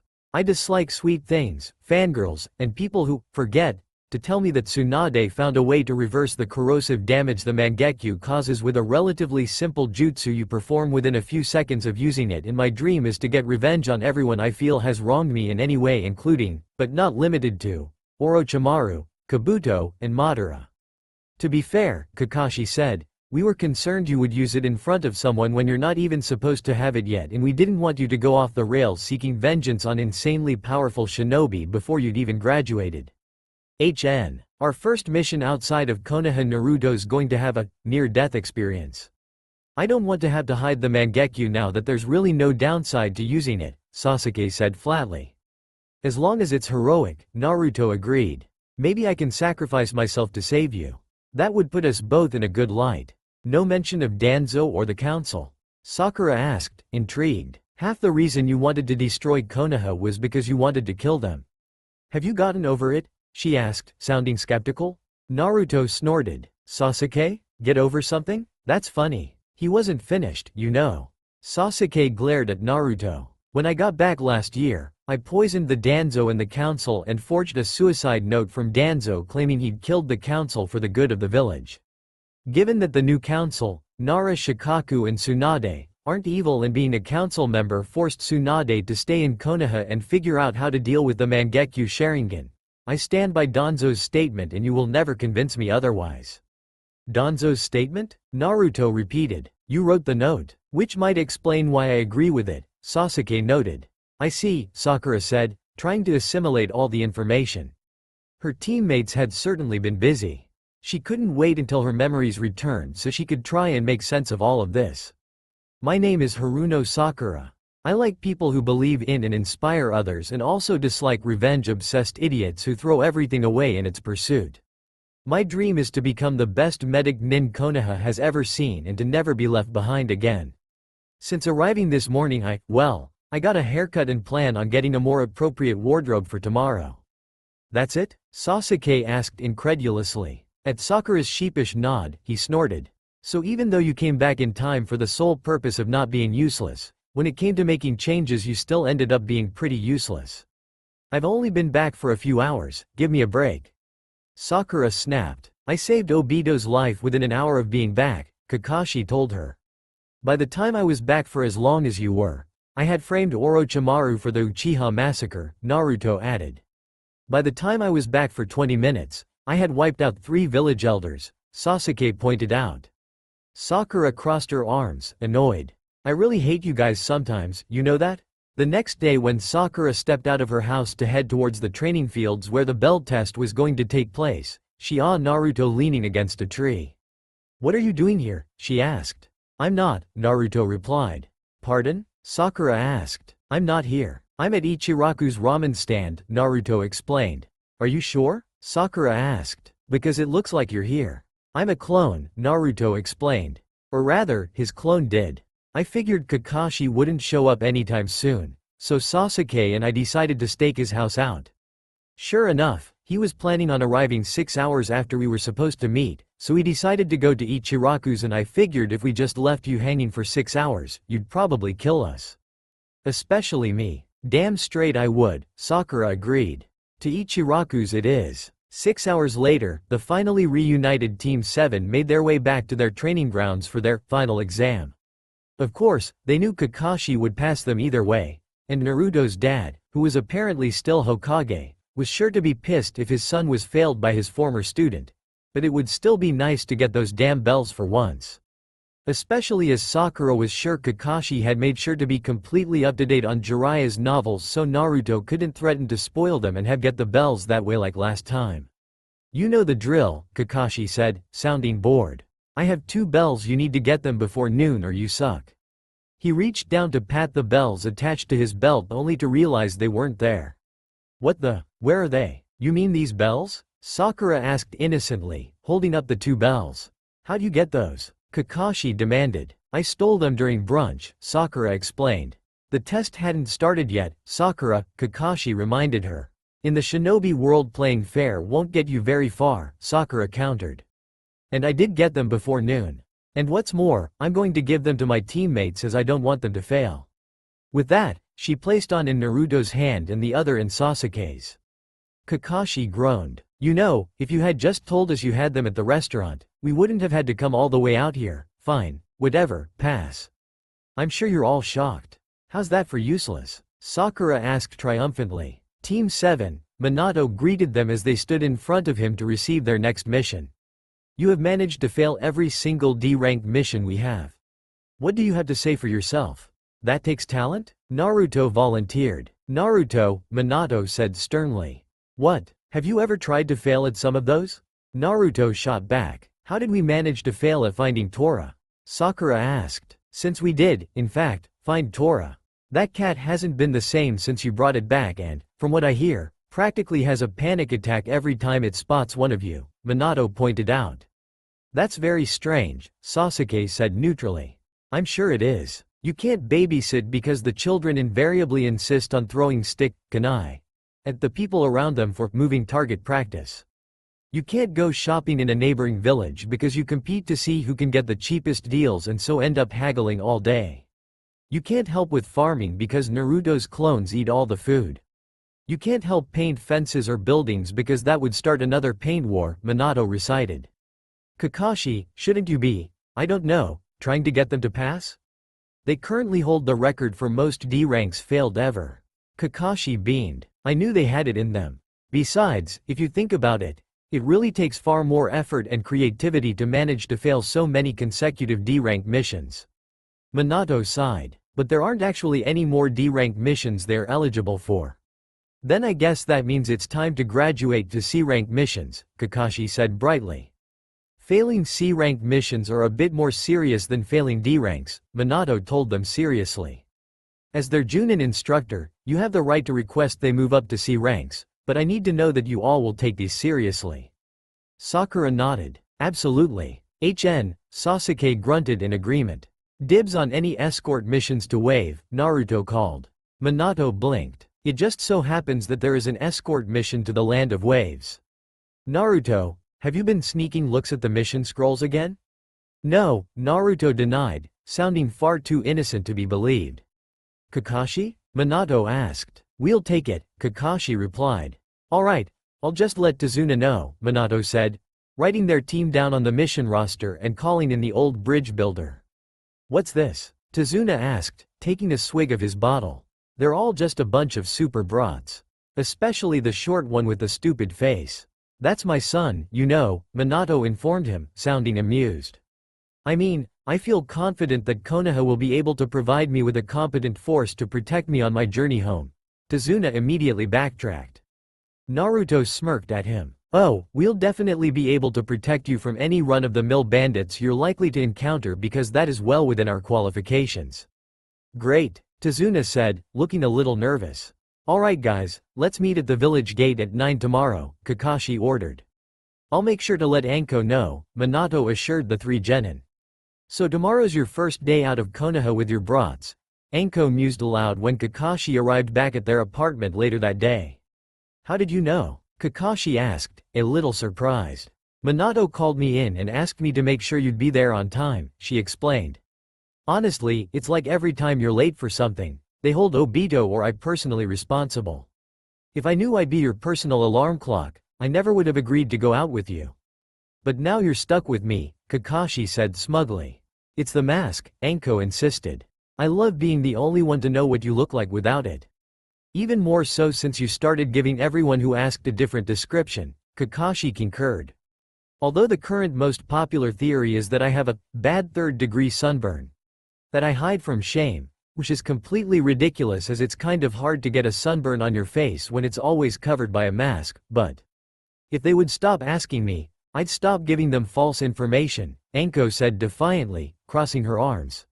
You must be happy, huh? Your dream team finally getting a chance to prove themselves? Oh, I don't know, Kakashi replied. Watching them plot new ways to fail all the D-rank missions they were given was quite entertaining. I'll bet. Why were you so adamant about having those three, anyway? Anko asked him. I mean, Naruto and Sasuke I can understand because of Minato and Obito, but what about Pinky? What's her name again? Sakura, Kakashi supplied. Right, Anko nodded. I've seen her around a few times and from what I've seen, she's a zealous Sasuke fangirl and while I'm sure she'll grow out of it, you wanted her specifically. A lot of girls are at that age, Kakashi pointed out. Even Hyuga Hinata, the only one who graduated who wasn't a Sasuke fangirl, is infatuated with Naruto so I couldn't pick a kunoichi based on that. And Sakura reminds me a lot of Rin, actually. Better not tell her that until Sakura outgrows the fangirl stage, Anko warned him. Or she will hurt you. Duly noted, Kakashi said dryly. And she's gotten a lot better in the past month. It's like she's years more mature and she hasn't slipped into fangirl mode once. She really seems to be taking this seriously. A tribute to your teaching skills, I'm sure, Anko deadpanned. I can see where I'm not wanted, Kakashi sniffed. I guess I'll have to take my underappreciated teaching skills elsewhere. Oh, you know you'd be lost without me, Anko teased. After all, Obito has enough tardiness issues of his own to be able to make you show up on time all by himself. Oh, I don't know, Kakashi said thoughtfully. Last month when you both were on a mission, Itachi did an amazing job of getting me where I needed to be far before I felt I needed to be there. True, Anko conceded, but which would you rather have? The threat of losing your precious but replaceable porn or a happy fiancé?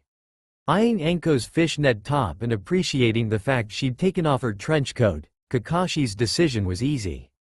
A happy fiancé. So this is your first time leaving the village on your first ever C-rank mission, Minato said at dinner that night.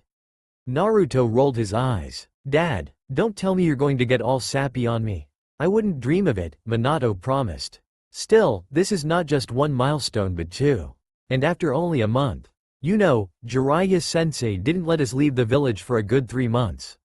Naruto snorted. Is that because he didn't want to leave the convenience of the Konoha onsen and, more specifically, the women's area? Partly, Minato admitted. But, unlike with you, when we moved up to C-rank missions it was because we were ready for them, not out of necessity. If Kakashi didn't feel we were ready for it, he would have stopped us before we got ourselves blacklisted from at least one of the D-rank missions, Naruto claimed. Minato looked at him incredulously. Probably, he amended. So why wave? Minato asked curiously. Huh? You said you wanted an escort mission and then specified that you would prefer it to be in the land of wave, Minato reminded him. Oh right, Naruto said. So maybe he'd been periodically checking the incoming missions to see when Tezuna's would come up so he, Sakura, and Sasuke could pace themselves in their mission failing and they could demand a C rank at the right time. Well, I've heard the situation is wave is pretty bad right now and if this guy needs an escort, he must be pretty important, right? Possibly, Minato agreed. And if he's important then he may be able to help wave and so by helping him, we'll be making things better there. And besides, Naruto grinned cheekily. He's a bridge builder, right? So if we manage to save his life on our mission then he'll be so grateful he'll have to name the bridge after me. I can just see it now. The Great Naruto Bridge. I never did understand why you decided that was one of your goals in life when you were 8, Minato remarked. Because when I was 8 it occurred to me that that would be awesome, Naruto replied.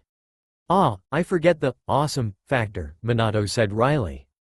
That was around when you decided you wanted to be Hokage, isn't it? You know, at first you just saw all the paperwork I had to do and long hours I put in and declared you wouldn't get within 5 people of the position. What changed your mind? The fact that he'd always wanted to be Hokage since the third had explained his job to him so many years ago, and he'd realized that if he were Hokage he'd have respect, but mixed up the cause and effect. He couldn't very well say that, though.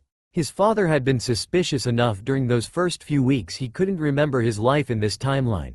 But fortunately he had the easy fallback of trauma from seeing the end results of the massacre.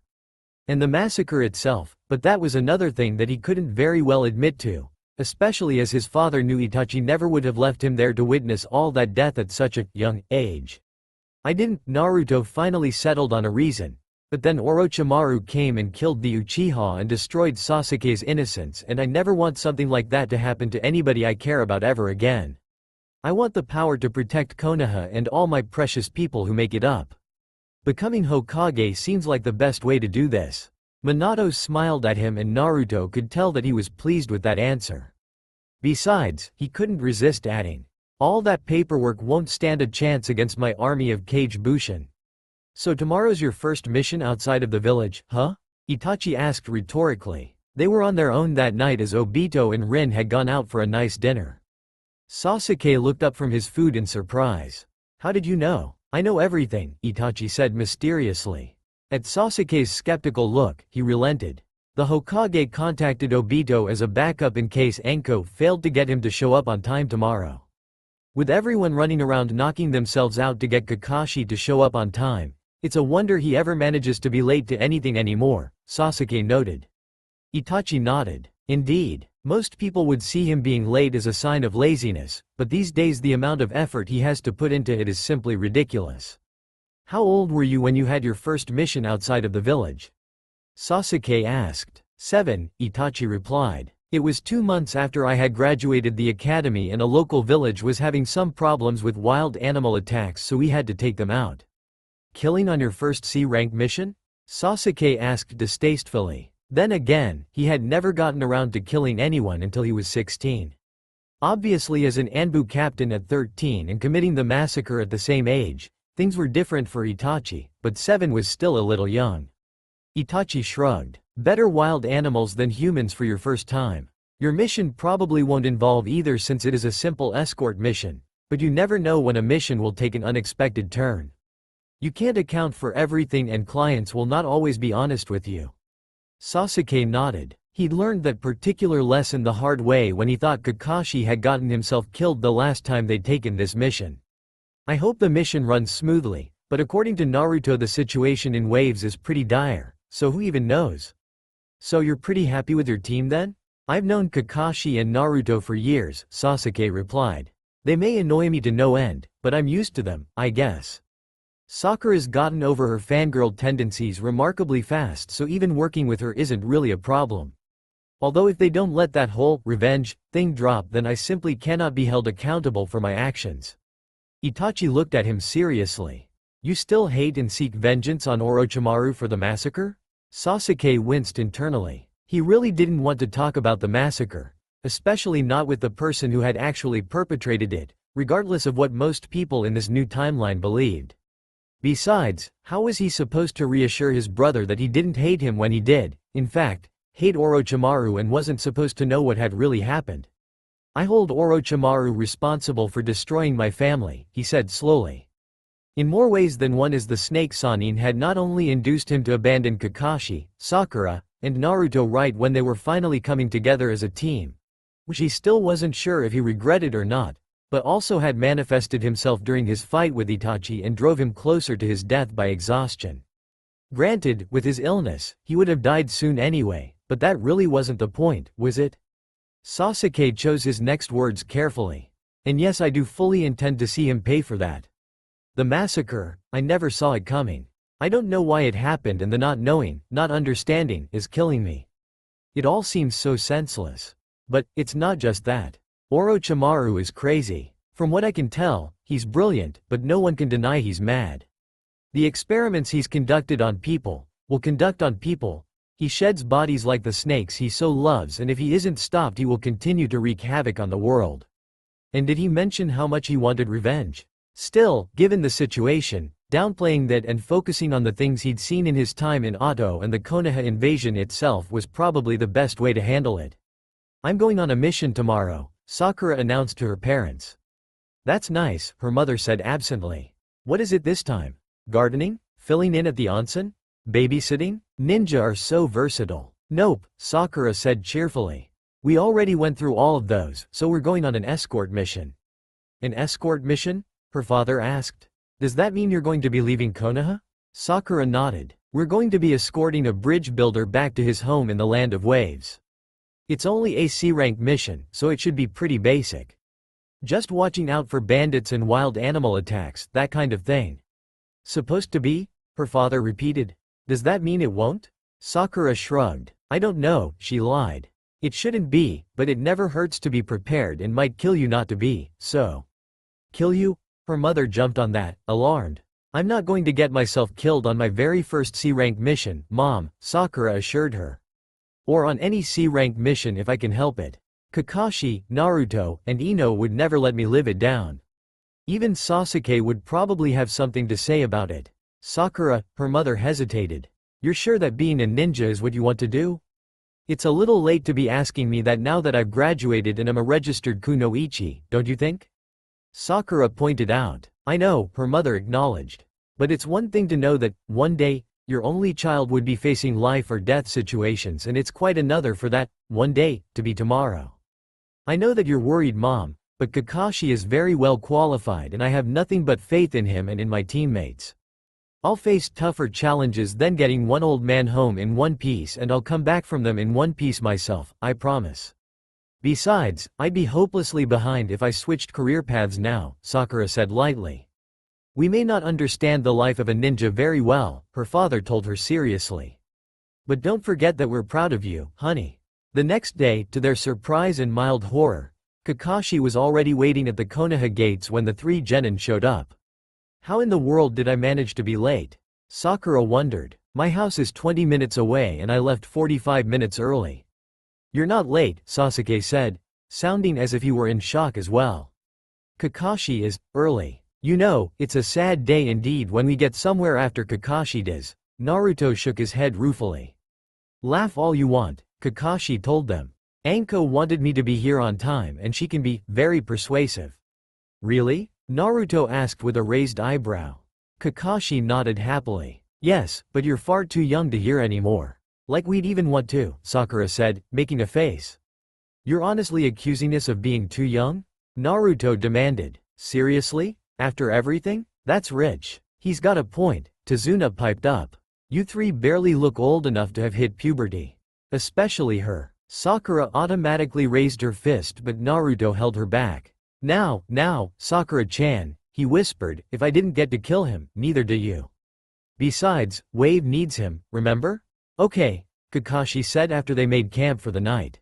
"Is Tazuna sleeping?" Sakura nodded. "He should be out for a while and quite hungover tomorrow, so that will make him more irritable."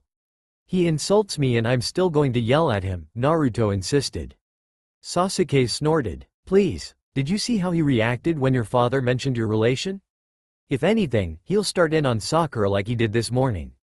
If he insults her, I'm going to be on hand to stop her from killing him," Naruto vowed. "That's the spirit," Kakashi said. "Now, I can't believe we forgot to do this before we left, but we need to make a list."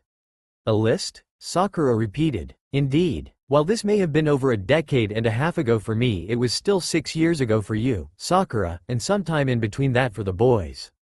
As such, unless we pool our memories, we're unlikely to be able to use our future knowledge to our advantage," Kakashi concluded. "So, what do you remember?" "I remember Sasuke trying to kill himself when we first met Zabuza," Naruto replied immediately. "Well, I remember Naruto just standing around like an idiot the first time we got attacked and getting himself poisoned," Sasuke retorted. "Which I then heroically neutralized while I valiantly declared that I wanted to go on," Naruto countered. "If you had been anyone else, you would have bled to death," Sasuke pointed out. "But I wasn't, so I didn't," Naruto replied, sticking his tongue out. "So we met Zabuza before the battle that led to his death," Kakashi summarized. "I think I remember that. I overused the Sharingan and passed out from chakra exhaustion. Very embarrassing." We tried to see under your mask but you wore, like, 5 of them, Sakura added. Serves you right for trying to abuse my trust, Kakashi sniffed. Trust? Sasuke repeated. You didn't trust us, you passed out. Which I felt secure in doing because of my faith in you, Kakashi replied. And then we were also attacked. We realized that because it's been dry and there were puddles. Anything else? I remember Naruto freaking out and scaring that poor rabbit half to death, Sakura said, glaring at her blonde teammate. Hey, be fair, Naruto implored, holding up his hands in self-defense. That was a diversion by Zabuza and the way we knew he was even there. I rewoke my Sharingan for the first time since the massacre and heroically but stupidly sacrificed myself for Naruto, Sasuke offered. Good thing, too, as that was one of the pitifully few things that convinced me that you weren't a complete bastard after you ran off with that pedophile, Naruto told him. Sasuke made a face. God, you're making it sound like we had an affair. I don't need to hear about your time in Auto, Sasuke, Naruto said virtuously, then hid behind Sakura as Sasuke lunged at him. That was also when I first accessed the Kyuubi chakra and started to learn how to properly use my own. Oh, and I met Haku in the forest and thought he was a girl. Who's Haku? Kakashi asked blankly, having perhaps less of an idea who Haku was than before they had gone back. The kid in the mask who pretended to be a hunter nin when you were going to kill Zabuza, Sasuke replied. He trapped us in those ice mirrors. His story was so sad, Naruto said sympathetically. I'm glad Zabuza realized that he was more than a tool to him in the end. Inari's story was sad, too, Sakura pointed out. I don't remember all of the details, but it was something about how his hero and adopted dad was put to death by Gato to terrify the villagers into submitting to him, and so Inari was all traumatized and Sasuke-like. But unlike Sasuke, it just took Naruto yelling at him and then saving his life before he got over himself and recruited the villagers to help stand up to Gato's men, who then fled in the face of civilians armed with gardening tools, Kakashi remembered. When you get them that cheap, you had to expect a decline in quality. So, was that it? I think so, Sasuke said. Oh, except for that we all need to stay away from the water when Zabuza's around or he can trap us there with almost embarrassing ease, like with Kakashi. You know, Kakashi said, looking at him seriously. You're lucky I'm not that kind of person, or I would totally swear vengeance on you for that. Oh, shut up. So are you sure you guys are up to protecting me? Tazuna asked nervously a few days later. Of course we are, Kakashi answered smoothly. Konoha wouldn't have assigned us to this C-rank mission fraught with such perils as bandit raids and squirrel attacks. Squirrel attacks? Tazuna repeated skeptically. Kakashi shrugged. I've seen it happen. Right, Tazuna said, clearly deciding to just let it go. It's not like I doubt Konoha, but I heard you haven't managed to pass a mission yet. Who told you that? Sakura asked. Quite a few people actually, Tazuna replied. They seemed to think it was some kind of accomplishment. It is, Naruto insisted. Of course, I managed to cause us to fail more than Sasuke. Which is typical and in most cases a bad thing, Sasuke interrupted. It's not like we failed them, per se. We just used alternative methods of carrying them out and not all of them were successful. Like what? Tazuna wasn't sure he wanted to know. Like that time we decided to try fighting fire with fire and ended up burning down the house a lot quicker, Sakura said, ruefully shaking her head. In our defense, it was Kabuto's house, Kakashi added. Not that that actually meant anything to the old bridge builder. Or that time with Tora, Sasuke, was it really necessary to use Tsukuyomi to let it see what it was like to have an army of the daimyo's wife smothering it? Yes it was, Sasuke said, crossing his arms. It needed to see that its situation could be worse and that scratching me is not acceptable. I regret nothing. You never do, Naruto sighed. Hey, everyone watch out for this puddle. They're always easy to miss on days when it hasn't rained in a week. If it hasn't rained in a week, why are there puddles?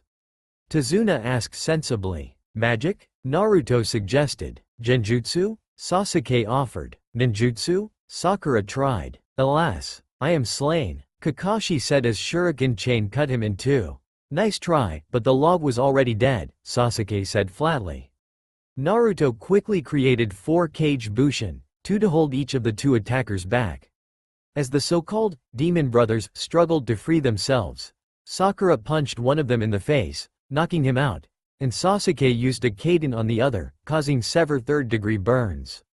I would say that was overkill, Sasuke, Kakashi said as he reappeared as if nothing had just happened. But I know you were just trying to avenge Naruto's stab wound. Stab wound? Tazuna asked. He didn't get stabbed. Kakashi shrugged. It happened a while ago. Sasuke's eye twitched, but he said nothing. Even if these two were almost ridiculously out of our league, they still are more than simple bandits, and I strongly suspect that they aren't squirrels.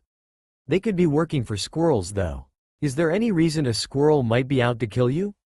Kakashi asked gravely. Number. Gato is, though, Tazuna confessed. Gato? Naruto asked. You mean that guy who's slowly crushing the life out of Wave? Yes, Tazuna said, surprised. You've heard about our plight? Hokage's son, Naruto replied easily. I hear a lot. You should know, then, how much of a threat my bridge represents to Gato.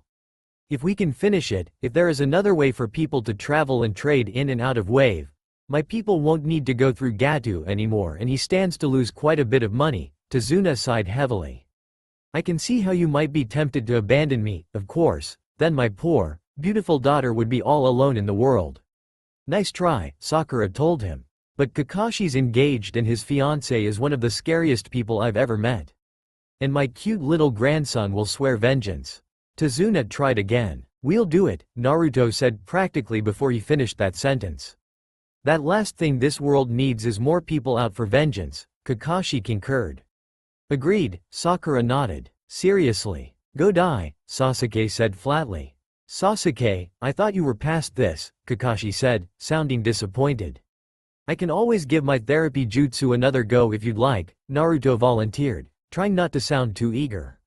Another eye twitch. Hey Sasuke, think fast, Naruto said before lobbing a kunai at him. They had just arrived in Wave after a very long and boring boat ride, and apparently Naruto decided hurling deadly weapons at his best friend with little warning was a good way to relieve that boredom. Sasuke quickly got out of the way. What the hell? Nice aim, Kakashi said, eyeing the Snow White rabbit Naruto's kunai had pinned to the tree. I take it this means Zabuza's around? Rolling her eyes, Sakura quickly moved to free the frightened creature. He better be, or I'm going to take my annoyance about Naruto needlessly traumatizing this poor creature out on Naruto. Naruto gulped and looked around quickly. Over there, he said, pointing to a tree. Sure enough, Zabuza was standing on top of it. Man down, Kakashi, Zabuza said.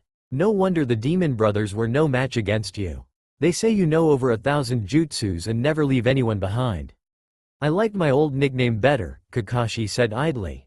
Sasuke snorted. Kakashi didn't actually do anything against the demon brothers. Not true, I faked my own death, Kakashi corrected. Not very convincingly, Sakura said. It fooled you last time, Kakashi pointed out. Last time we were idiots, Sakura replied. Not going to argue with that one, Kakashi muttered. So, Momochi Zabuza, the demon of the mist. I see you've heard of me, Zabuza said, sounding pleased. Demon? Naruto asked skeptically. He doesn't look like a demon. He slaughtered his entire graduating class, Kakashi explained. So? Naruto shrugged. Does he have red eyes? Can he grow claws or fangs? What about having a seal to stop the demon from being released? Is he just called that because Kirigakure was jealous they didn't have a Jinchuriki? Wasn't the previous host for the Sanbi the Yondaime Mizukage, Yagura? Sakura asked. Zabuza growled at the name. And also because they were ignoring him. Is he the one you tried to kill? Naruto asked sympathetically. Don't feel bad for failing, he was possessed. Literally. I'm going to kill you all very slowly and I'm going to enjoy it, Zabuza informed, unsheathing his giant sword. In response, Naruto called forth his Rasengan, Kakashi created a Chidori, Sasuke activated his Mangekyo Sharingan, and Sakura concentrated her chakra into her fists. As Kakashi was about to deliver the finishing blow roughly 5 minutes later, a Senbon whizzed past him and hit Zabuza in the neck. I was about to do that. Kakashi muttered. Thank you so much for wearing my target down for me, Haku said from up in a tree. I have been searching for him for quite some time. You wanted to kill Zabuza? Sasuke asked. Indeed. It is quite important to my village, Haku responded. Why didn't you just wait 2 seconds for Kakashi to finish him off then? Sasuke pressed. I didn't want there to be any chance for him to get away, Haku lied. Well, Kakashi said, examining the corpse, he's not moving and doesn't appear to be breathing, so there is a good chance that he's dead. Only a good chance? Sakura asked. Isn't that kind of the, oh, I don't know, definition of being dead? People can't live without breathing, you know. Kakashi shrugged. I've seen it happen. Kakashi's right, Naruto said suddenly. He might become a zombie. Quick, let's cut off his head. That's really not necessary, Haku said, moving quickly beside his mentor. If it will make you feel any better, though, I'll make sure to do that when I dispose of the body. Thanks again for your help. With that, he was gone. So, which way to your house? Kakashi asked Tazuna, who was standing there frozen. You guys are incredible, he finally managed to say. Well, of course they are, Kakashi said matter-of-factly. They're my students, after all. I had no idea you were this good, Tazuna said, shaking his head in amazement. Kakashi shrugged. I was in Anbu for a while. Of course, I really wasn't quite suited for it, but… Why not? Sakura asked. Well, I came with my own mask, which was a plus, but since everyone already associated it with me, it didn't do much for concealing my identity, Kakashi explained. So, directions? Inari, say hello to these people. They are the ninjas who protected your grandpa, Inari's mother, Tsunami, told him when he got back home. Team 7 had already been there for an hour or so. But Mom, these people are all going to die, Inari protested, pouting. That's no reason to be rude, Sakura told him sternly. Everyone dies. We've known lots of people who have died. In fact, a good friend of ours died once. Of course, he got better, but that usually doesn't happen. There's no way you can win against Gato, Inari insisted. No, there's no way you, as civilians, can win against Gato, Sasuke corrected. We're trained ninja and can take on any half-rate mercenary he's cheap enough to throw at us. Zabuza and Haku are a little harder, Kakashi added, but nothing we can't handle. Seriously, trained ninja here, Naruto pointed out. We'll save Wave, I promise. What, are you stupid? Inari scoffed. Yes, Sasuke replied automatically. Naruto glared at him but said nothing. There's no such thing as heroes, Inari insisted. You could actually make an argument for half of the people I know being heroes, Naruto said idly. If you don't want to die, just leave, Inari said impassively before storming off. I like him, Sasuke decided. Sakura snorted. Yeah, because he's like the spitting image of what you used to be. So? I turned out fine, Sasuke claimed. There was an awkward silence.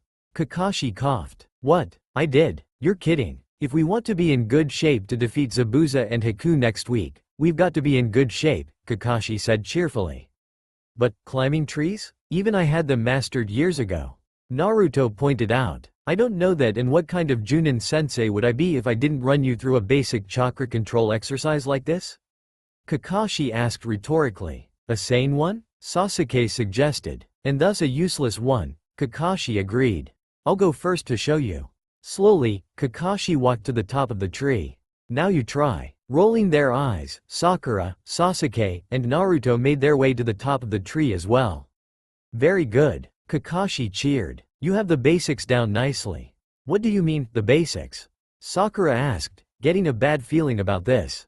Well, you can't reasonably claim to have mastered something after only using it once and without properly understanding it, no matter how possessed your eyes make you look, right Sasuke? Kakashi asked. Sasuke did not deign to reply. So how long are we doing this for? Naruto asked with some trepidation.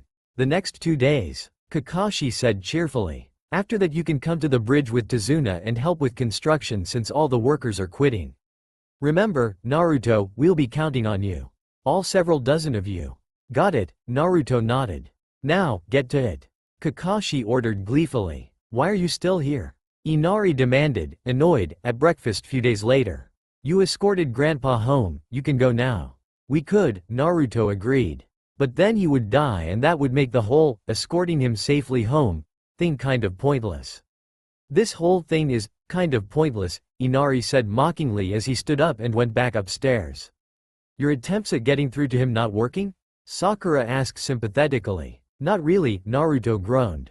He's so stubborn. Why don't you just use your therapy jutsu on him? Sasuke asked, the air quotes impossible to miss.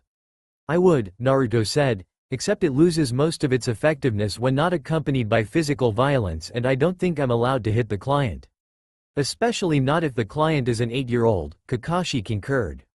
Naruto's eyes widened suddenly. One of my clones dispelled. Ever since the arriving at Tezuna's house, Naruto had left 2 clones out all night. The first was to pretend to be him, training so hard that he passed out, and the second was to conceal itself and then dispel if Haku happened upon him. Go after it, Kakashi ordered. And Sasuke, why don't you go, too?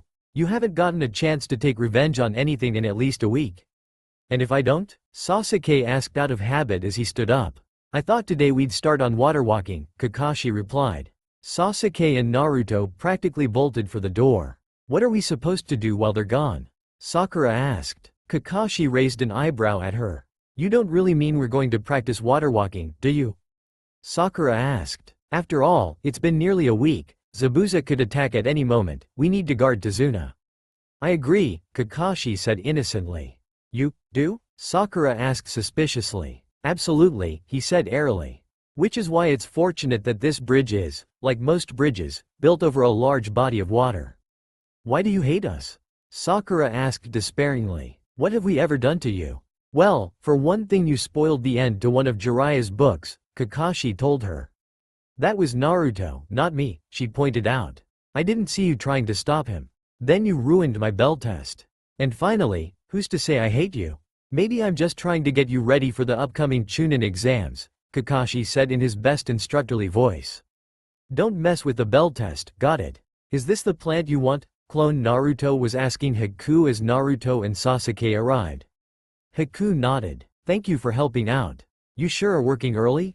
Naruto trailed off. I'm sorry, I'm not always the best with genders. My first instinct is, girl. But I've spent too much time with Neji and Itachi over the years to make any assumptions. And for that matter, I'm still not sure Deidara was a guy. Haku smiled kindly at him. I am, indeed, a male. You're not just saying that so I'll sound stupid referring to you as a guy, are you?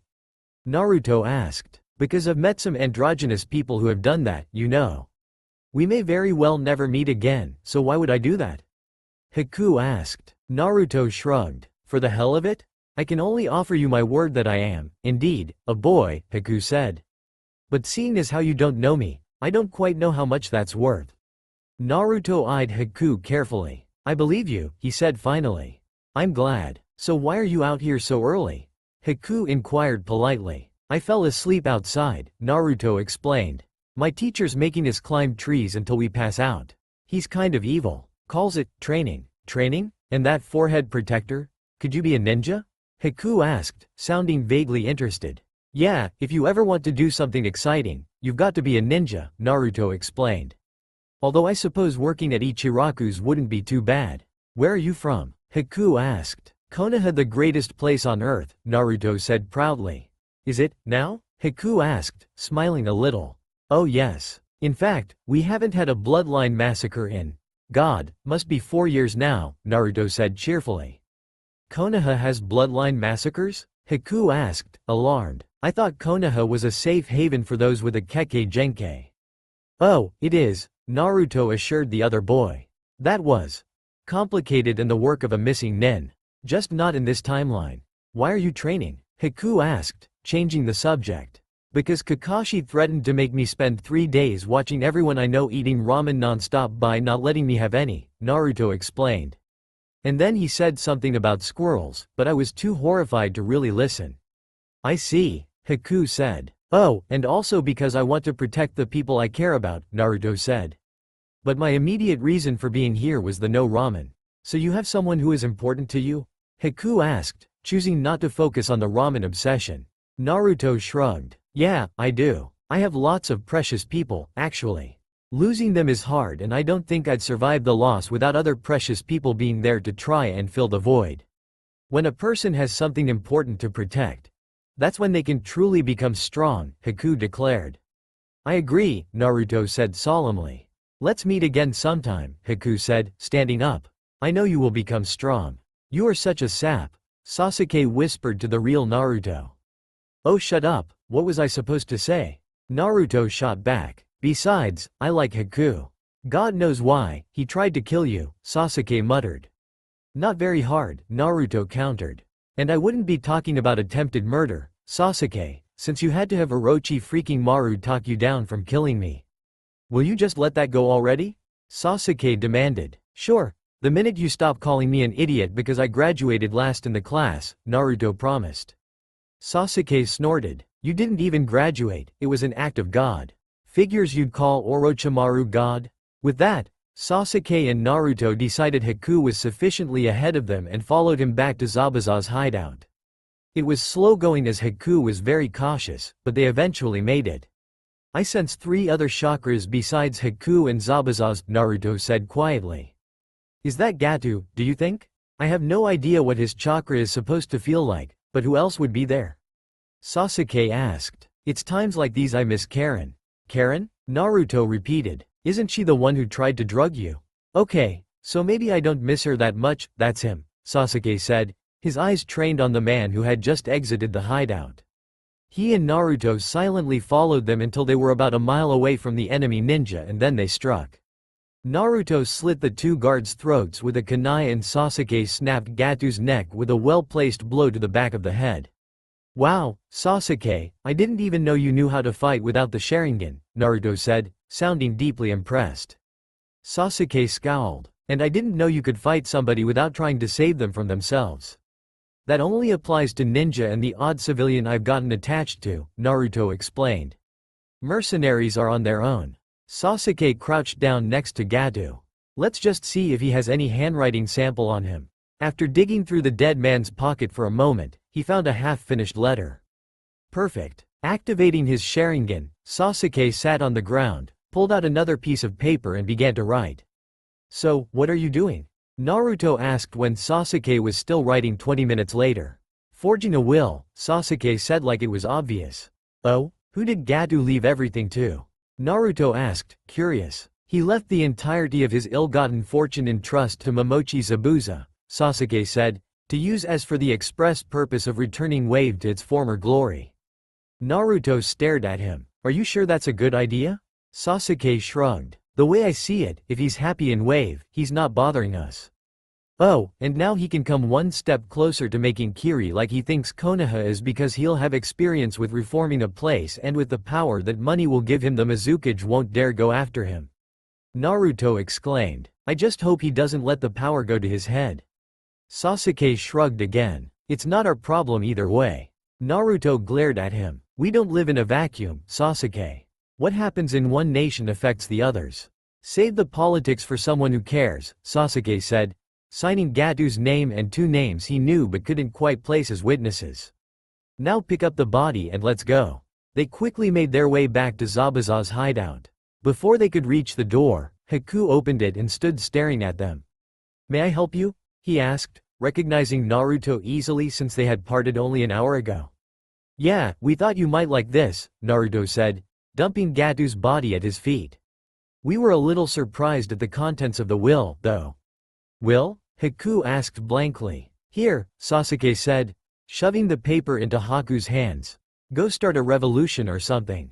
It was nice seeing you again, Naruto called. And if you could just not attack Tazuna again, that would be great. After all, it wouldn't do to ruin the economy of your new country. Gato's dead, Sasuke announced upon returning to Tazuna's house for dinner that night. And that took you 10 hours? Kakashi asked skeptically. No, we were sparring for the rest of the time, Naruto explained. We never really get a chance to fight properly and so we couldn't very well lose this opportunity, now could we? Gato, dead? Inari repeated. There's no way idiots like you managed to kill him. We did, Naruto confirmed. It wasn't that hard, really. It helped that we caught him off guard. So does that mean the mission's over? Sakura asked. Or should we stay until the bridge is complete? It should only be a few more days, Tazuna offered. Let's take a vote, Kakashi said. All in favor of leaving now? Sasuke raised his hand. All in favor of staying and helping? Naruto and Sakura raised their hands. As I'm abstaining so as to remain impartial, that's 2-1 in favor of staying. Sorry, Sasuke, Kakashi said. Sasuke sighed. Whatever. Just as long as when we get back we can tell everyone I got the Mangekyo. It would probably be easier to stick to the truth of what happened before with Haku, except Naruto took the Senbon for me, not vice versa.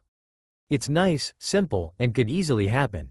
Alright, Naruto agreed. Even though me dying is kind of lame, at least I heroically took the attack meant for you that might very well have killed me. You didn't kill Gato, Inari insisted. Stop lying. Why is that so hard to believe? Sakura asked gently. I mean, I wasn't there, but I know Naruto and Sasuke wouldn't lie about something like that. If they say he's gone, he's gone. No one can kill him, he's too strong, Inari insisted. Naruto shot his teammates a look that clearly said, somebody share a sob story. I would do it myself, but I don't technically have one here. Besides losing a mother, I don't remember the day I was born. Naruto's looks tended to be very expressive. Sasuke just stared back impassively, and Sakura had also technically never lost anyone. Kakashi sighed, knowing it was up to him. He still didn't like talking about what had happened, but it had become a little easier after meeting up with his father in the afterlife. That one time he was dead for an hour or so. My father died too, you know, Kakashi said conversationally. He wasn't put to death by your father while he was a big hero, but he might as well have been. He was a hero and an inspiration to everyone until he took a mission and had to choose between completing it and saving his teammates. Inari said nothing, but it was clear he was listening. Everyone turned on him, Kakashi continued. His friends, the villagers, even the very people he had saved. They said that choosing lives over the mission made him trash and, in the end, he took his own life. That really affected me, and for a long time I was obsessed with making sure no one thought I was like him and became obsessed with rules and regulations. Inari looked skeptical. Really? What happened to change that? My best friend told me that my father was a hero, Kakashi said simply. Only he wasn't my best friend then, he was just some annoying kid I was stuck on a team with. Then he almost died trying to save our other teammate and forced me to choose her over the mission as well. In the end, we were able to both rescue her and complete our mission, but it was close, and even if we hadn't been able to, I wouldn't regret it. Your father stood up to Gato because he believed that what he was doing was wrong and that somebody had to do it, and he was clearly inspiring people. Gato killed him to try and crush that courage, and you know what?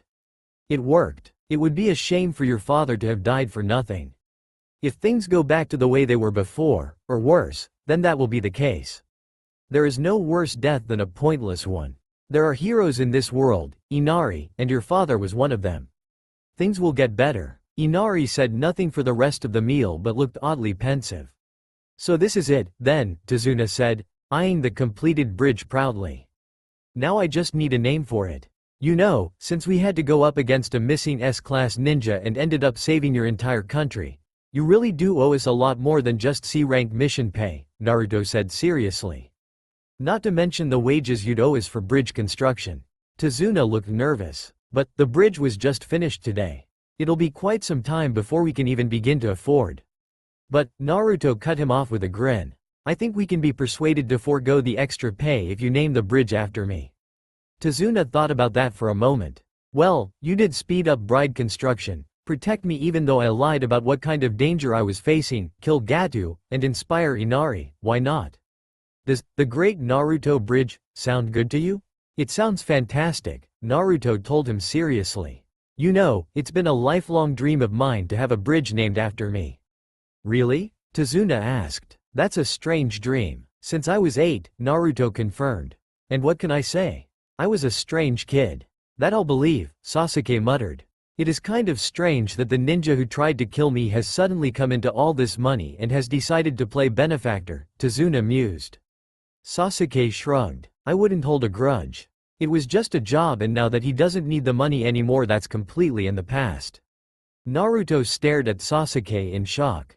Sasuke, telling someone not to hold a grudge? Alright. Who are you and where's my real revenge-obsessed best friend? Inari hesitantly approached Kakashi. I've been thinking about what you said.